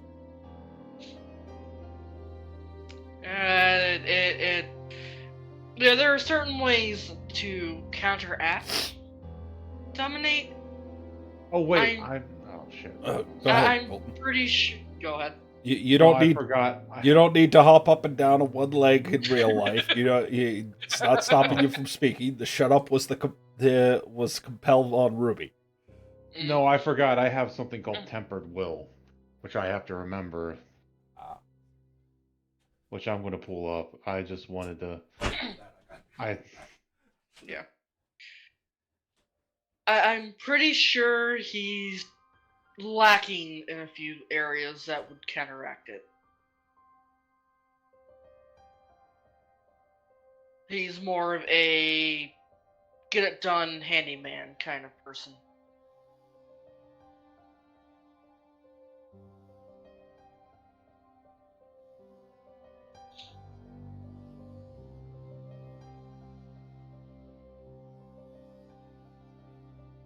yeah, I've never had that happen to me before. I have a couple times. I've never seen one backfire as well as it did. Shame Matter wasn't here to see it. Oh, they Nor already think I'm an idiot. See me hopping down up and down on 1 foot. I do not need that shit. I'm glad you were not recording that. Technically, I had a text open to try to talk while I couldn't speak.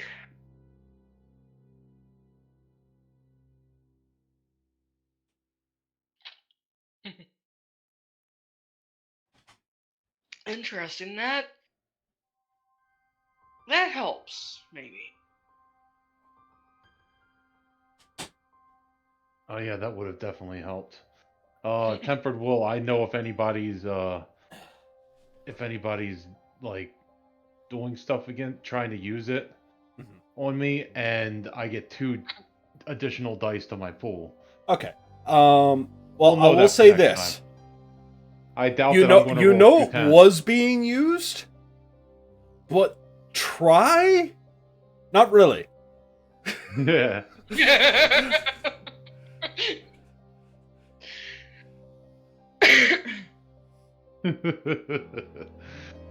All right. Do you want to go get your stuff, Edward? Yes, I do get my stuff. At the very least. Just get some stuff going. God, Hold they on. still have my wallet, still have my phone. Hopefully the key's still under the lawn gnome. And Colton's going to go to where he stashed some of his stuff in the house. He's going to grab a T-shirt and hand it to him.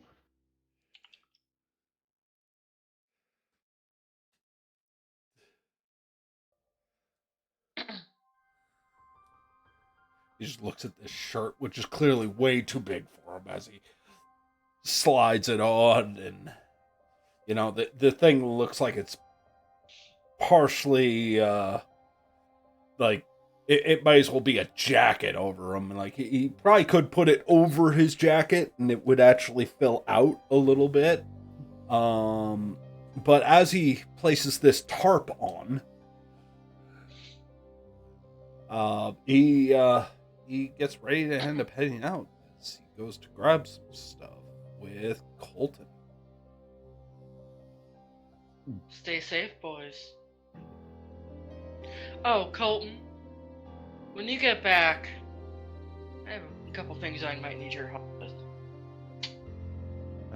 It's going to be a long night. Isn't see it you then. always? And I guess we're taking a ride to get some stuff. True.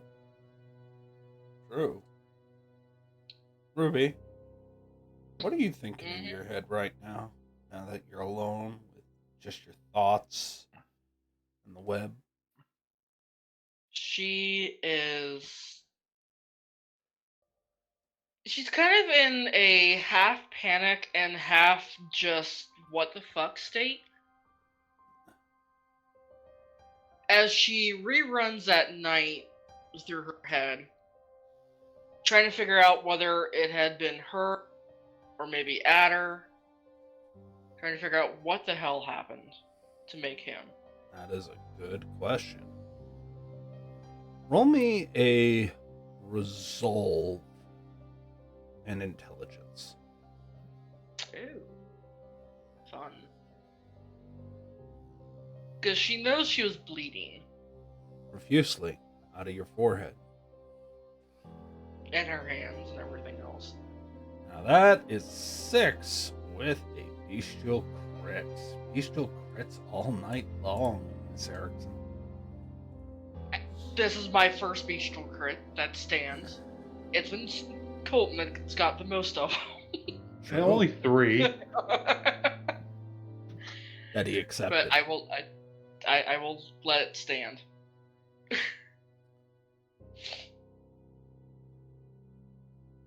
Ruby, just to get it out of the way, you are under the paranoia compulsion. Between something going on with your niece, and now one of your own victims has suddenly ended up returning from the dead. You don't know if he knows you. Maybe it's the hair. Maybe it's the kiss. Things get a little fuzzy when you're being fed on if you're not careful about it. Especially if you're caught unaware like he was. What you think about it? Open wounds.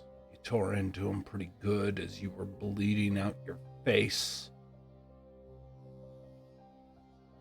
Bleeding out your hands, which you had ripped into them.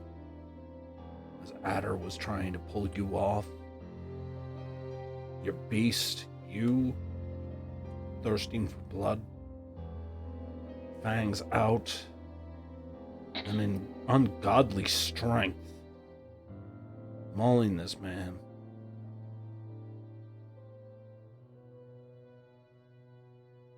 You tried to kill him. Not because you wanted him dead, though maybe a part of you did. It'd be so much easier if he was dead. Now, he's on the halfway mark, 1 foot in the grave. You think about how much of your blood may have fallen upon him. Could it be identified? He's missing. Somebody's gonna come looking. You imagine, as you kind of pause in that thought, as you recreate the memory from as clear as you can, you almost walk around it like you're having an out-of-body experience, thinking about it, observing it when you're on top of him. His throat, collarbone, it torn, exposed. And from that crown of crimson dripping down your face, his blood and yours intermixing. This isn't a typical embrace. But you did want him to live. A part of you wanted him to live. And isn't that the secret? When you're embracing another, you not only give of your blood. Sire always said it was never the blood, it was the will.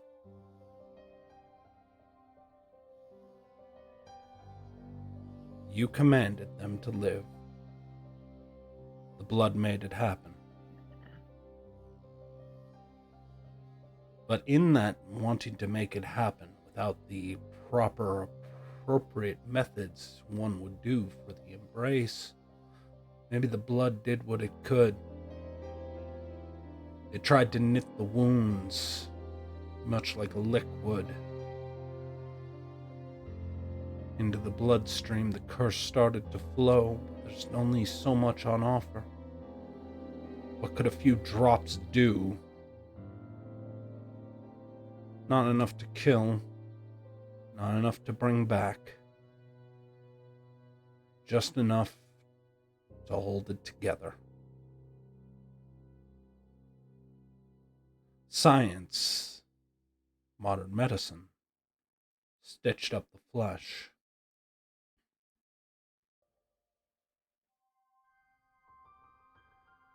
But what did the blood do? Forced to heal, forced to adapt, to live. Your will, your blood, your kill. I think that is a good place to call it an end of a session, given the fact that we're in a shorter one, and I think sweeter one.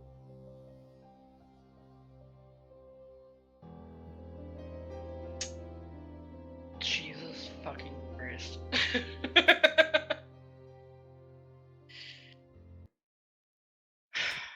So, I what'd you just guys think?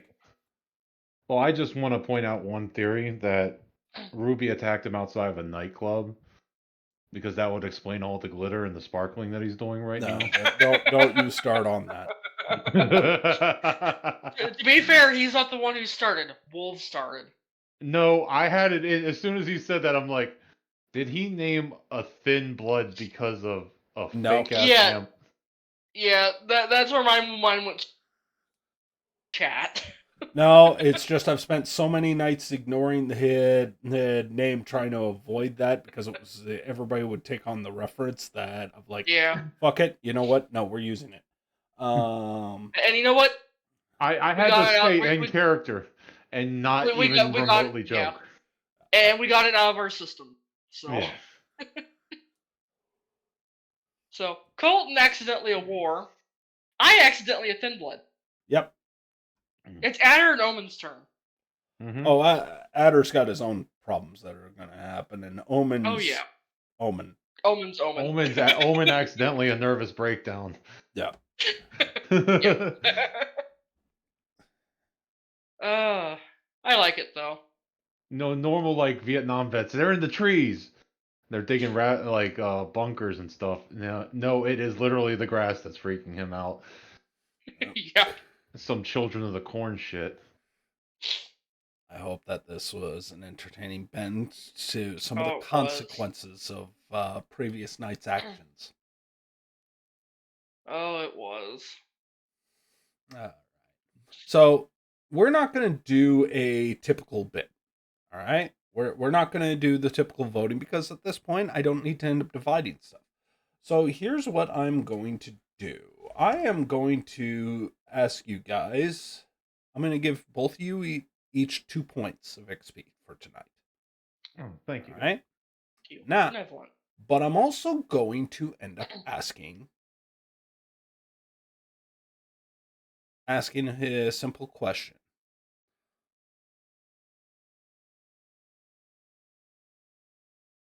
This is Edward still has to find his place. He is a direct result, however, of one of Ruby's mistakes. Now, that means one of two things. Either he's going to come on as an adversary for no points and effectively be a one-dot adversary that you're going to have to contend with at times, or you can buy him out.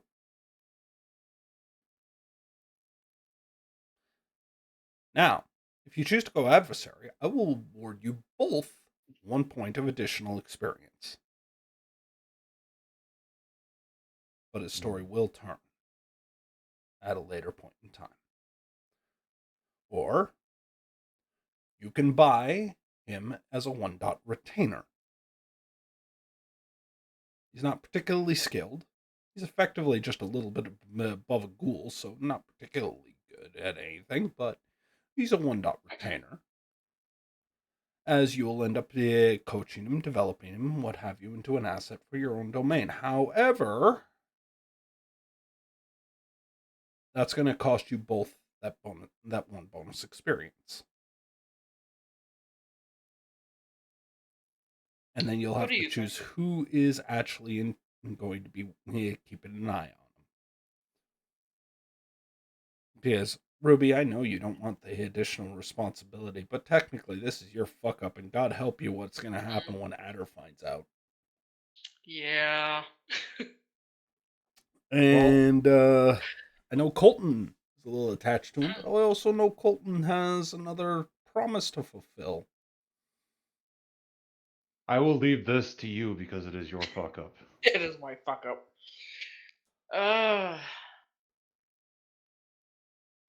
There's a part of me that says retainer, because retainers are always useful, but then there's that small part of me that says, for narrative reason, adversary. Well, it also gets you guys an extra point of experience, so. Oh, that aside. But you two get to choose this without the input of the other two players. Congratulations. I wear this for a reason. But don't stack the deck too far against yourself, Ruby, because you and I both know I have no problem bringing the house down. I know. I think because I'm interested in seeing where that thing with her niece go. I think we're going to keep him on as a retainer. All right. Okay. So each of you get 2 experience, and we will change. And I will go into, you guys might want to also update this, but I do have the domain sheet available. And that will be retainer.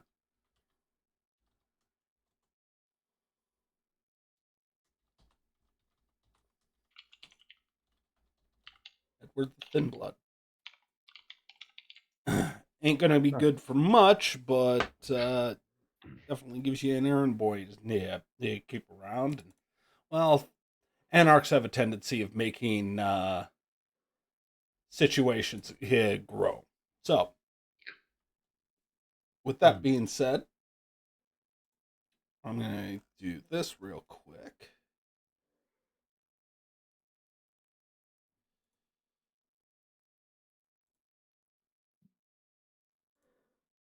Okay. And there we go. And we're going to raid out.